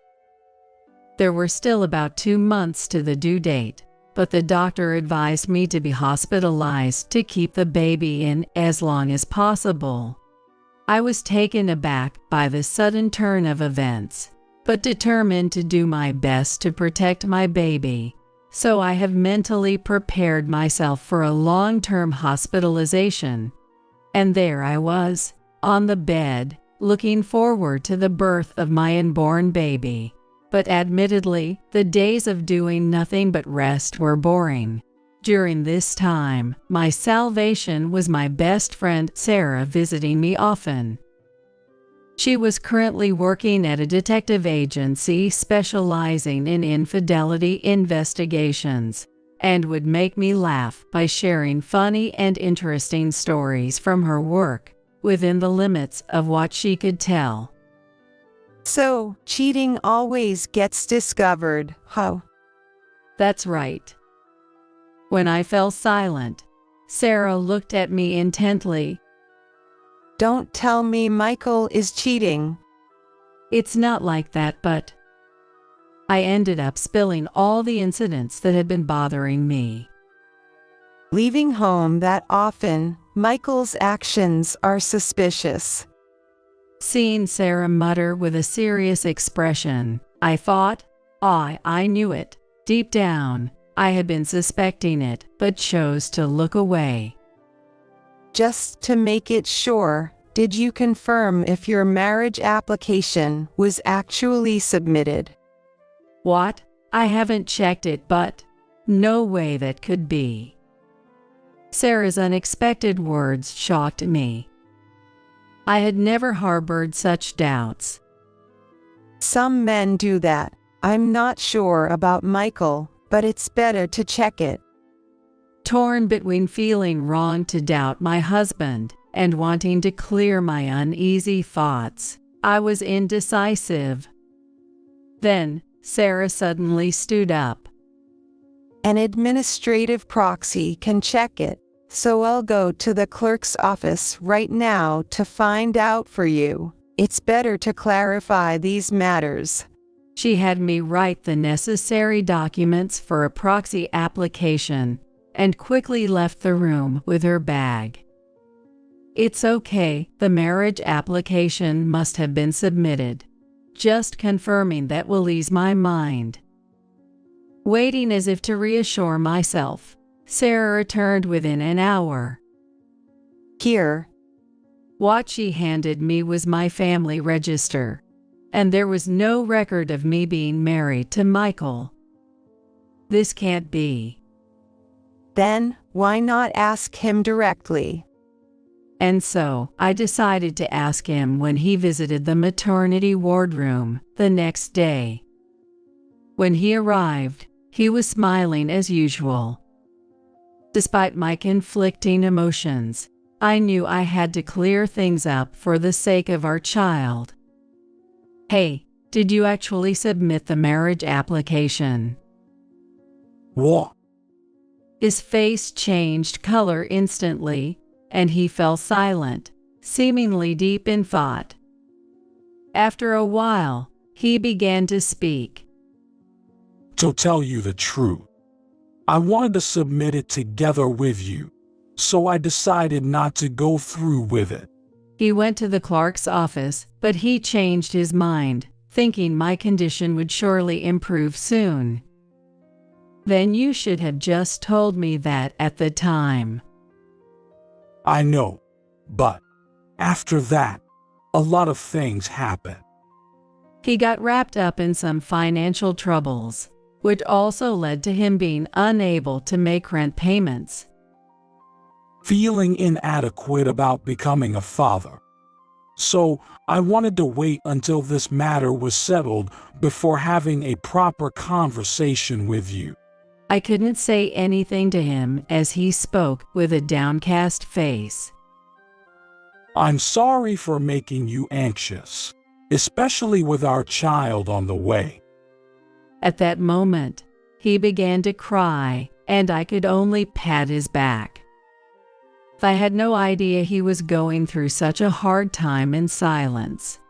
As his wife, I need to support him.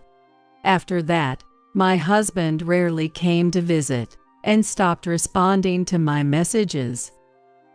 I thought maybe he was too embarrassed and needed some space, so I decided not to press the issue and just wait. Despite everything, my belly continued to grow, and the day of delivery has finally arrived. I've started having contractions in the midnight, and by morning, our daughter was born. A healthy baby weighing over 6 pounds and 9 ounces. I managed to contact Michael, and he came, but he seemed distant and wouldn't make eye contact with me. It surely bothered me, however, after enduring a challenging night and facing the proof of overcoming intense pain, I felt an overwhelming sense of happiness that made everything else fade away. Holding my small, helpless child, I was overwhelmed with emotion and tears of joy. I'm so glad you were born safely. Michael held Alice with a complicated look on his face. The day after giving birth, what was next to my pillow was a suicide note from my husband. To Emily, you might be surprised by the sudden letter, but these are my true feelings. The letter was filled with his agonized cries. At that time, he hadn't clearly explained, but it turned out he had fallen victim to a scam, lost all our savings, and was being chased by debt collectors. Thinking of our upcoming child and family, he saw no other way out. If I continue to live, I'd just be a burden. That's why I intend to jump off a famous cliff known for suicides. Please forgive me. Goodbye. His last words were shocking, leaving me unstable after giving birth, in a daze. Rushing to the police, Michael's shoes were found at a famous cliff, presumed to have jumped into the sea, leaving me in tears. Despite a search, his body was never found.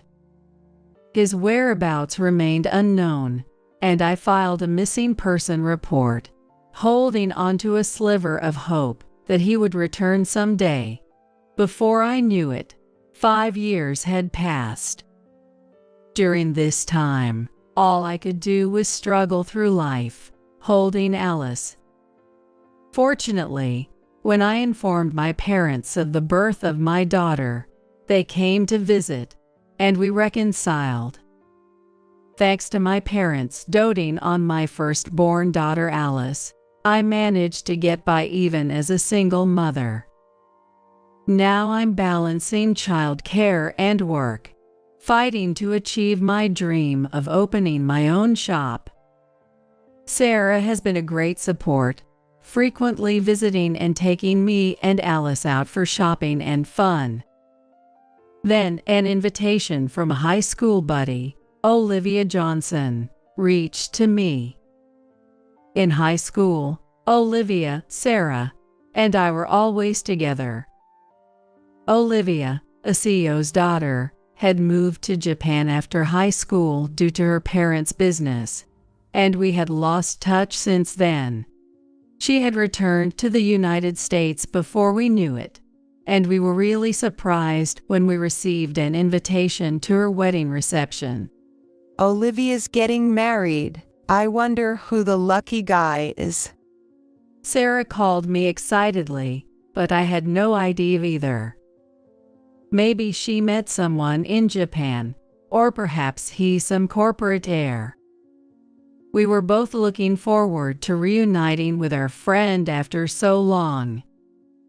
On the day of the wedding, the venue's luxury and decoration were a testament to Olivia being a CEO's daughter.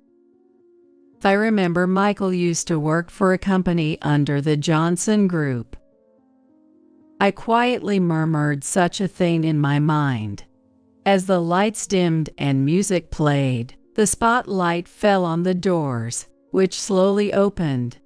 Seeing Olivia after a long time, she hasn't changed much, and her smile brightened up the surroundings like the cheerful spring sunshine making flowers bloom, reminding me of the old times.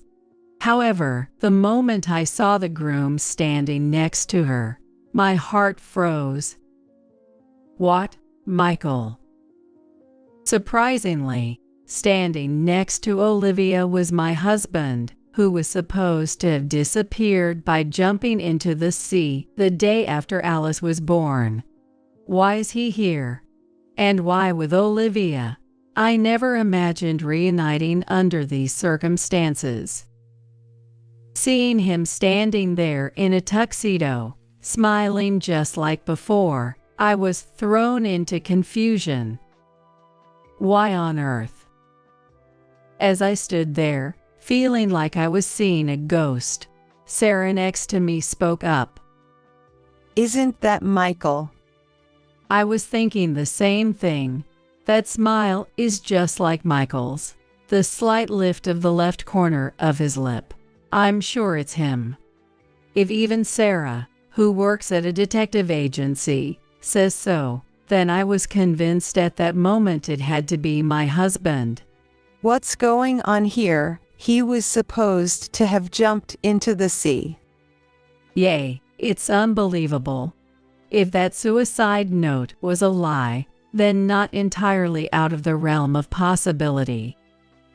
I'm filled with the desire to catch him immediately and uncover the truth, the man who disappeared, leaving behind me and our newborn daughter.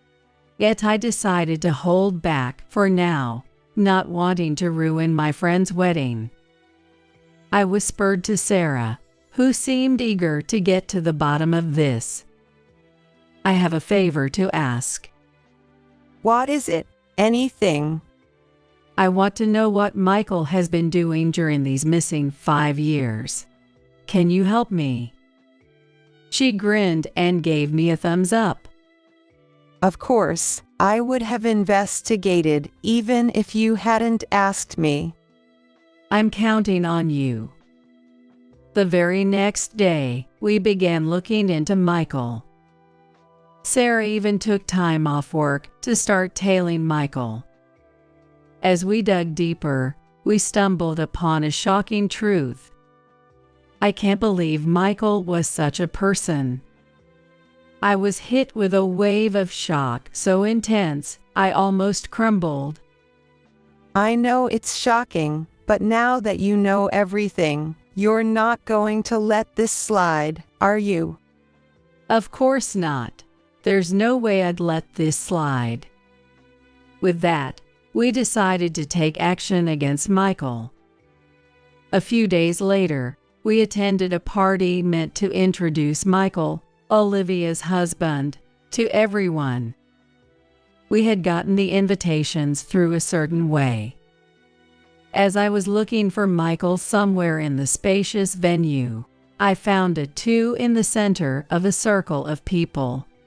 Emily, there he is. What do we do? He's surrounded by so many people. Well, then we have no choice but to confront him head on. Wait, head on, Emily, wait a sec. Not even hearing her restraint, I took one step closer to him, clacking my heels as I went. As I came into Michael's view, his surprised expression froze. As I approached with a smile on my face, Olivia noticed me and said, "Emily, thank you for coming today." "You're welcome, Michael, long time no see."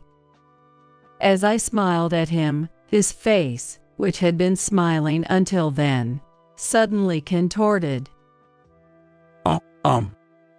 Michael, why are you here? Weren't you supposed to have jumped off a cliff?"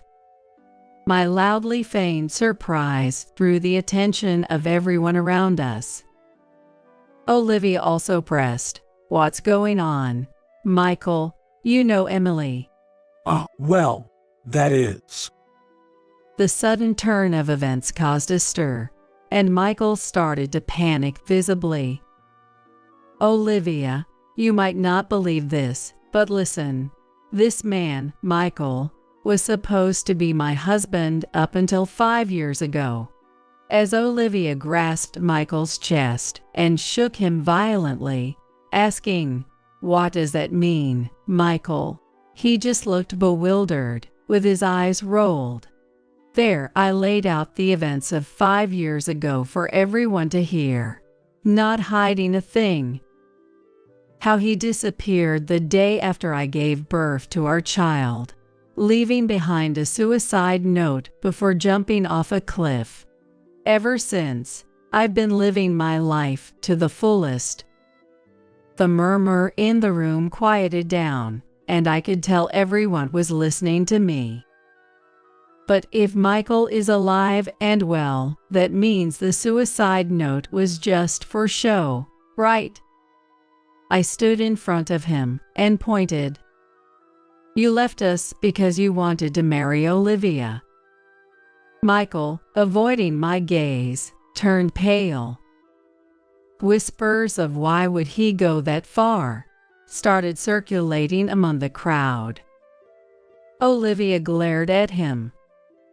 "So you were dating both of us at the same time, got scared of the responsibility when I got pregnant, and ran away. You were actually planning to marry Olivia for her money." That's. Michael, pale as a ghost, desperately looked for a way out, but when Olivia's father showed up, he just sat down, cradling his head. I went on to expose his secrets.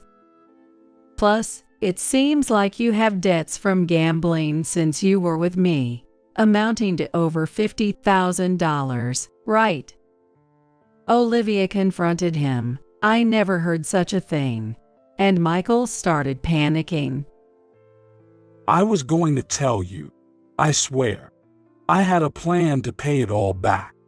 I was planning to tell you after I paid it all back." Was that plan to marry Olivia and become a CEO? Michael fell silent at my accusation, glaring at me sharply. 5 years ago, it seems like you got drunk and were bragging to people at the bar. You were boasting about playing both sides, maybe even becoming a CEO if things worked out, and you didn't even plan to marry me. Sarah, the detective, had gathered these testimonies that I couldn't have found on my own. I thrust the investigation report right under his nose. Then he brazenly snatched the report from me and started tearing it up, as if he didn't care. "You don't think you can get away with this scot-free. It was a mistake to get involved with you. If only you hadn't gotten pregnant." His plan foiled. He looked like he was about to jump on me any second with an angry demeanor. Truly the lowest. I'll be contacting a lawyer for a divorce and child support, so be prepared.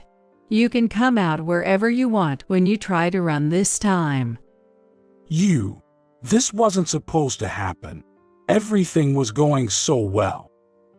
As he hit the floor with his fist in frustration, Olivia slowly approached him and declared, "That's my line. I can't trust you anymore. What Emily was saying is true." No, wait. This is all her fabrication. Michael pleaded with Olivia, but her decision was firm. After all, Sarah and I had met with Olivia beforehand and told her the truth. That's why she had sent us the invitation for today.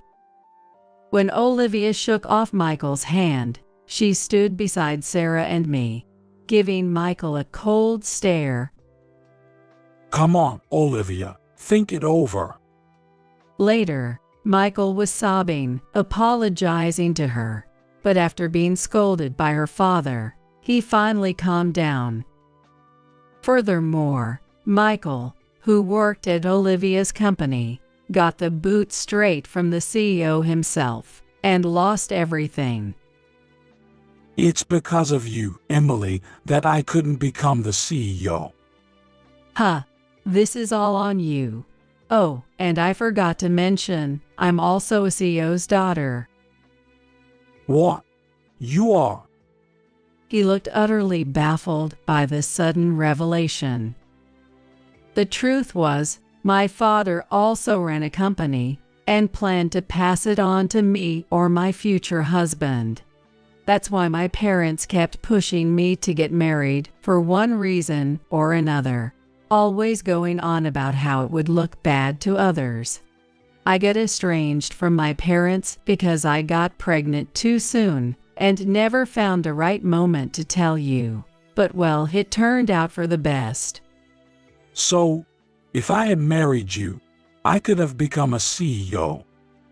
Suddenly, Michael grabbed my hand and kneeled. Let's start over. A child needs a father, right? No way. I'd never want someone like you as a father. I don't ever want to see your face again. Michael, taken aback by my outright laughter, was left speechless and in shock. Leaving him behind, Olivia, Sarah, and I left the venue together. After that, Olivia and Michael got divorced. Olivia's father was furious, vowing to claim alimony by any means necessary. I also filed for alimony and child support through a lawyer. Michael ended up with over $150,000 in debt, working tirelessly day and night, looking worn out. Meanwhile, I've been having enjoyable times having lunch with Olivia and Sarah. Furthermore, at 40, I've achieved my dream of owning my own shop. Lately, my 5-year-old Alice has started showing interest in nails, playing nail salon games with me. In those moments of my beloved daughter's endless smiles, I simply felt the joy of being alive, as a serene calmness washed over my heart. 15 years ago, I divorced my husband after discovering his affair with a childhood friend, with whom he even had a child. The affair partner harassed me to the point of quitting my job. At my lowest, my current husband rescued me, and we built a happy, peaceful home. However, my tranquility was short-lived. Recently, I encountered my ex-husband for the first time in 15 years. You must still be single, right? Who'd marry a barren woman like you? You still can't say anything nice, can you? My son is cute, just like his mom. Looking down at me with a smug smile, my ex-husband boasted about his child. I replied, "Oh really? What a cute child. Speaking of which, let me introduce you to my children as well." My introduction of my son left my ex-husband stunned and trembling. I'm Caroline Jones, 38 years old. I'm living with my 13-year-old son, Liam, my 11-year-old daughter, Emma, and my husband, Ethan, who is the same age as me. Liam, in his first year of middle school, is right in the thick of his rebellious phase. Lately, he's been quite cheeky and a handful, but when he really doesn't listen, my husband Ethan steps in and sets him straight. Emma, on the other hand, is all about makeup and fashion. As the youngest and a girl, she's quite adept at getting her way. Liam, who adores his younger sister Emma, quickly panics when she playfully threatens, "If you're not nice to Mom, I'll start disliking you, big brother." He hurriedly apologizes, Sorry. Look, I'll be nice to Mom, okay?" He's a straightforward and easily understood charmer, always the one to liven up any situation. I lead a bustling yet joyful life. But there's a detail many are unaware of. I'm a divorcee, now in my second marriage. I ended up divorcing due to my ex-husband's despicable betrayal. 15 years ago, my ex-husband, whom I'll call Michael, was my senior at the university. We had many mutual friends and were blessed with good wishes from everyone around us, so everything seemed smooth and promising. Early in our marriage, we often talked about how much we wanted kids, saying things like, "I really want a child soon, and it would be nice to have matching outfits when we have kids." Both of us were really looking forward to having children. However, reality didn't go as smoothly, and even after a year had passed, we still weren't blessed with a child. Every month, the arrival of my period led to a bit of friction in our marriage. Neither my husband or I thought it was good, so we had several discussions and even paid for expensive treatments to find the cause of our infertility. However, being told there was nothing abnormal, we didn't make any progress in improving our marital relationship. Initially, my husband was encouraging and cooperative. However, as time passed without us having children, he seemed to become irritated and his attitude towards me started to change. When will I ever become a father?" he said loudly, throwing a sarcastic remark. His comments implied that he believes I'm the reason we can't have children. He stopped being cooperative with household chores, leaving everything to me: cooking, washing dishes, laundry, and cleaning. When I asked, "Hey, why did you suddenly stop helping with the housework? You used to do it before," he replied, "Because you're infertile. If you don't do the housework, you're not fulfilling your role as a woman, making our marriage pointless." Afterward, my husband's words became increasingly barbed. My sister and her husband are already expecting their second child. Isn't that great? They're on their second, and we haven't even had our first yet. My husband glared at me with a harsh look, scorning and mocking me. If you had a normal body, I would have been a father long ago. How can you say I'm not normal when we don't even know the cause yet? But my husband said, "It's always the woman's fault for infertility. Don't you know that? If I had known you were infertile, I would have never married you.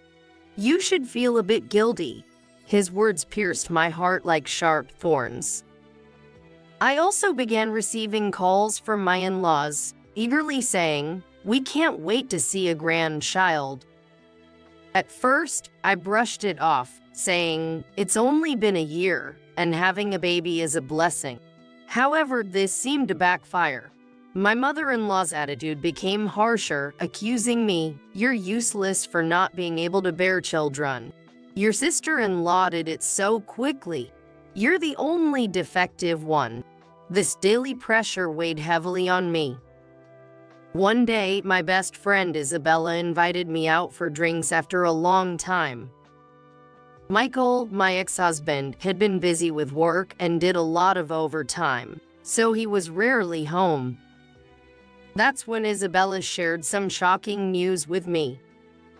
I've been wanting to see you for so long. I have something important to talk to you about, Caroline. I've missed you too, so what's on your mind?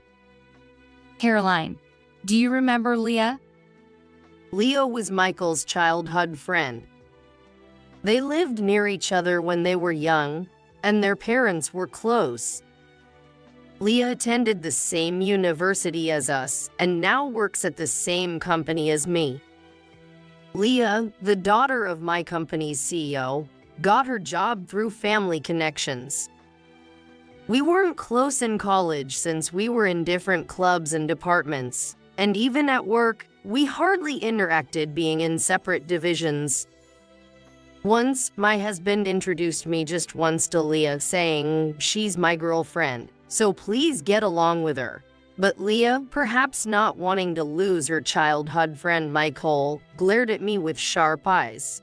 Thinking she disliked me, I tried to avoid her as much as possible. Leah, tall and strikingly beautiful, was so popular in college that she participated in beauty pageants.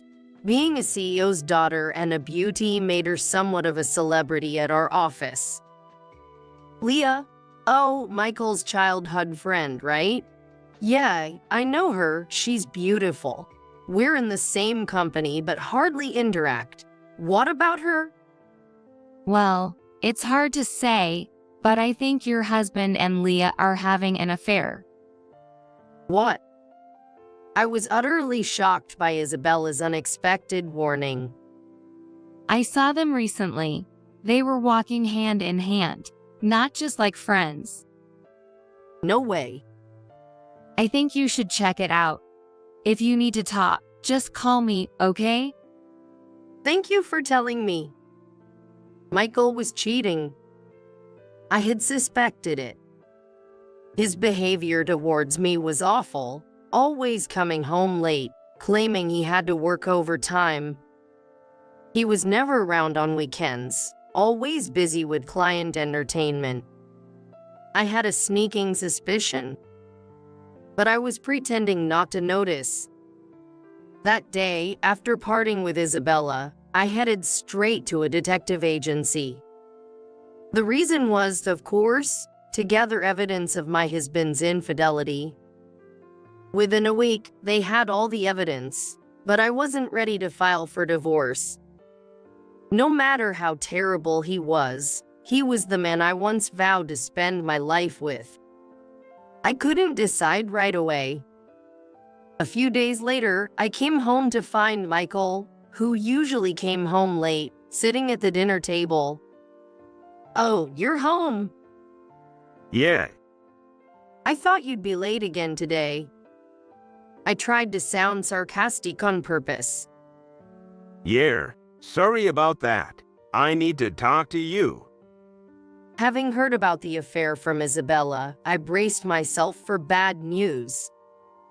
I want a divorce. What? So that's how it's going to be. I realized he wasn't just fooling around with Leah. He was serious about her. Leah is pregnant. I'm going to marry her. Leah, your childhood friend. You said she was just a friend. And now she's pregnant. You were having an affair. Don't call it an affair. Haha. Makes me sound like a jerk. Can't help it, right? Leah can get pregnant. She's beautiful, and there's no reason for me to choose you over her. Michael's shameless attitude stunned me. He didn't think he did anything wrong. I was speechless. Seeing me silent, Michael smirked and said, My mom has been nagging me to divorce you. She says Leah is prettier, kinder, and can bear children. She always liked Leah better. This will make her happy. I knew they always preferred Leah.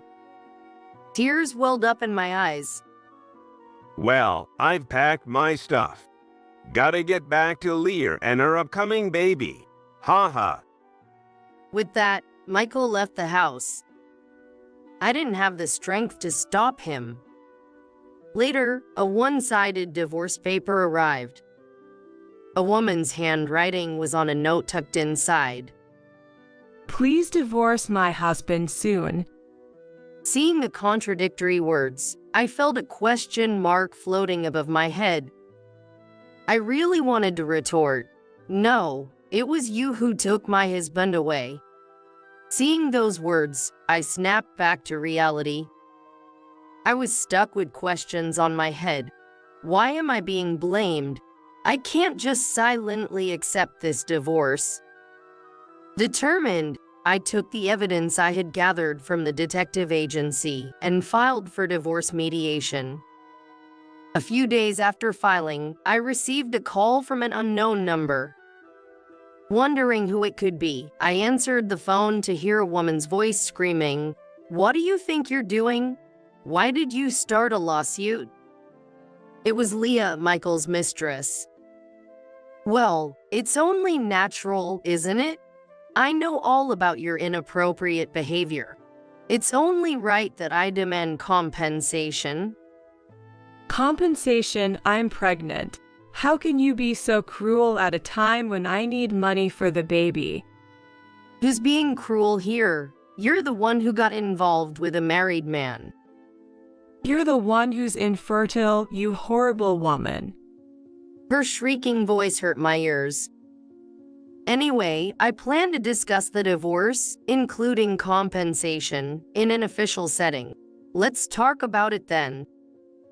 I said that and hung up the phone. During the mediation, given the ample evidence, Michael and Leah's relationship was recognized as infidelity. Michael tried to blame my infertility, but the court dismissed his claim as unreasonable since there was no conclusive evidence of my infertility within just a year of marriage. From Michael, I received a lump sum payment of $20,000 as alimony, and from Leah, I received $10,000. I didn't want to drag out any financial ties with them. Thus, our divorce was finalized. However, my ordeal didn't end there. Since Michael, Leah, and I went to the same university, the affair became a topic among many friends. According to a close friend, the rumor was that I had hidden my infertility and married Michael. Some even sympathized with Michael and Leah. That's terrible. Worse still, since Leah and I worked in the same company, rumors spread at work too. Everyone sided with the beautiful and influential company president's daughter, Leah, who made herself look like a victim, her eyes brimming with tears. Caroline is such a horrible person, demanding alimony when I'm about to have a baby. She even hid her infertility. She sobbed, seeking sympathy. At first, I tried to ignore it, but since Leah was the president's daughter, my bosses scolded me, saying, "Don't treat Leah badly." No matter how hard I worked, I was continually removed from major projects. Eventually, I was pushed to the point of resigning. While looking for a new job, I was headhunted by another company. "We need someone as diligent and capable as you," they said. In this new workplace, I thrived beyond my expectations. My boss really took the time to see each employee as an individual. Unlike my previous company, there was absolutely no culture of favoritism towards the boss's daughter or nepotism. I found myself drawn to such a wonderful boss. And that person turned out to be my current husband, Ethan. Ethan supported me when I was at my lowest after the cruel breakup with Michael. After several dinners together, we gradually began to talk about not just work but also personal matters, and this naturally developed into a romantic relationship. Our relationship was going well, and thankfully, Ethan proposed to me. However, still haunted by my past, I confessed my fears of infertility to him. Then Ethan looked at me with sincere eyes and said, "Of course, I'd be happy if we have children in the future. But the most important thing is that I love you, Caroline. You mean everything to me. So, even if we can't have children, I'll always be by your side." Saying this, he gently hugged me. I was truly happy. I came to the realization that I wanted to spend my lifetime with this man and decided to marry Ethan. Shortly after marrying Ethan, we welcomed our first child, a son named Liam. Not long after, our second child, a daughter named Emma, was born. Maybe the inability to conceive with Michael was a matter of timing or compatibility. Parenting is challenging, but we are living happily every day. One day, I was attending a friend's wedding. As the wedding reached its midpoint, with guests mingling and making their rounds of greetings, I stood up from my seat to head to the restroom. That's when, for the first time in 15 years, I spotted my ex-husband, the man who had left me. Yikes. Why is he here? My mind went blank for a moment. But then I remembered today's bride and groom were our university friends. It couldn't be helped that my ex-husband was there. I tried to ignore him and walk by without being noticed, but he loudly called out, "Hey!" He noticed me after all. Heck, what? What do you mean, what? You're here too. Haven't seen you in a while. You've gained weight. Ha. Ha ha. Michael, possibly drunk, was talking loudly and spitting while talking to me. "You haven't changed a bit." Still as sarcastic as ever, I added in my mind. Then my ex-husband called his family over. There were Leah and her son. Leah, seeing me, laughed and said, "Oh my, long time no see. Have you put on weight? Stress eating, maybe? Ha ha." We've been through a lot. Ha ha. You're still infertile, right? No one would want you now. Ha ha. I was so appalled by their rude behavior that I was at a loss for words. Suddenly, I noticed their son looking down, blushing with embarrassment. He had very handsome features. Ah, I forgot to introduce him. This is my son. He looks cute like Leah, right? Leah proudly boasted about her son. "He's handsome, smart, a real genius. Sorry, it seems like we're the only ones happy here, ha ha." The couple laughed at me, proudly showing off their son. However, their son had a distorted expression on his face, and that caught my attention a bit. It seems he's growing increasingly dissatisfied with his parents' attitude of scorning others right in front of him.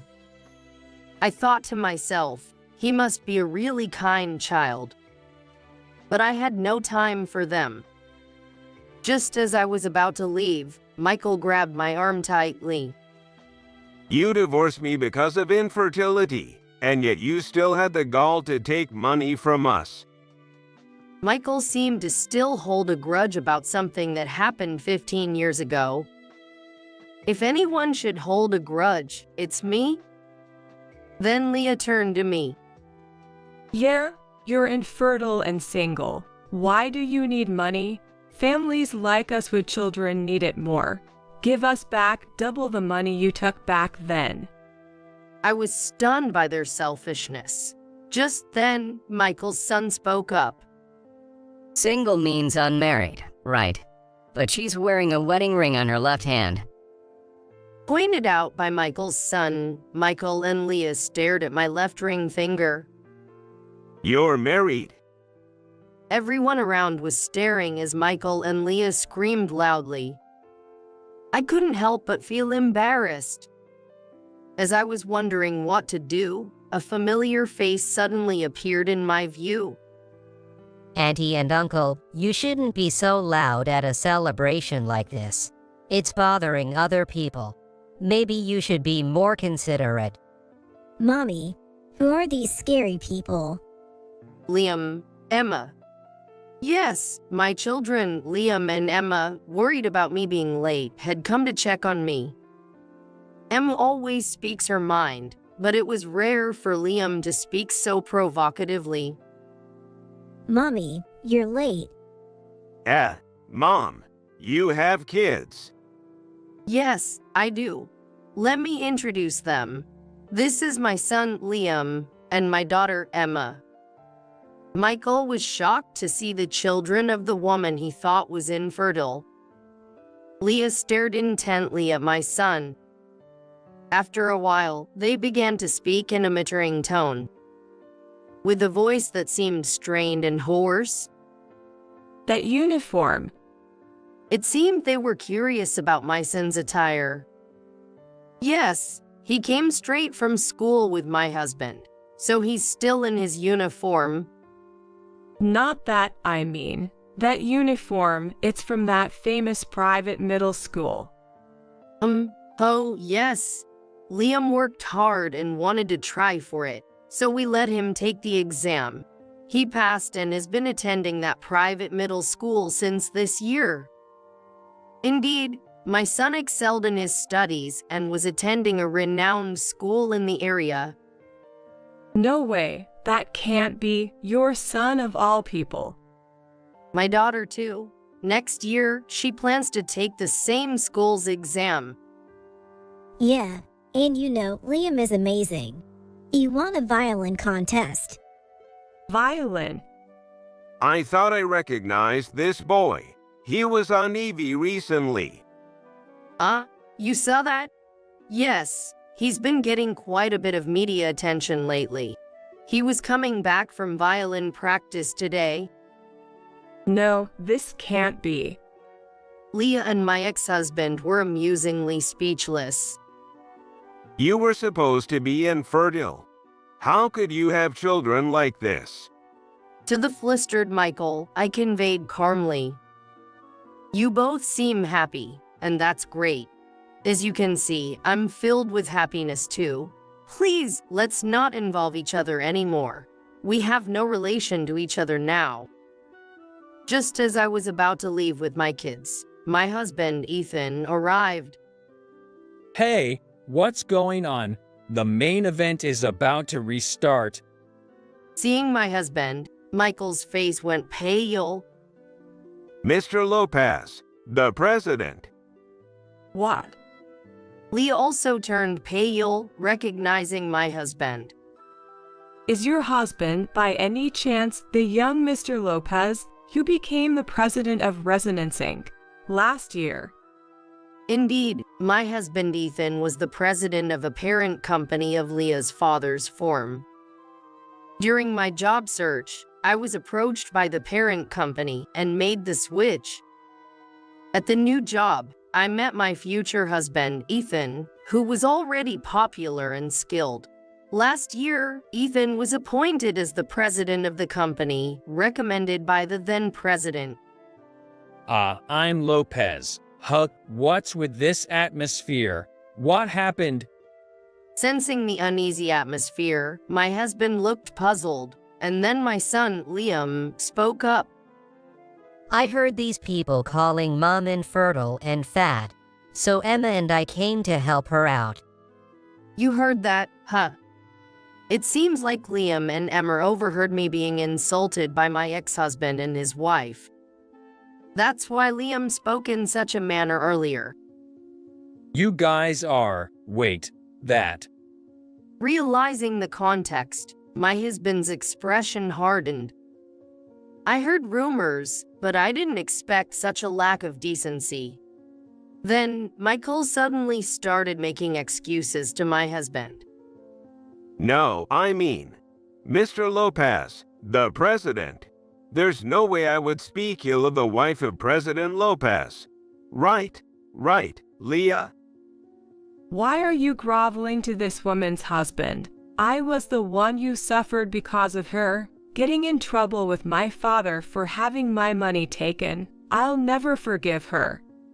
Leah, think before you speak.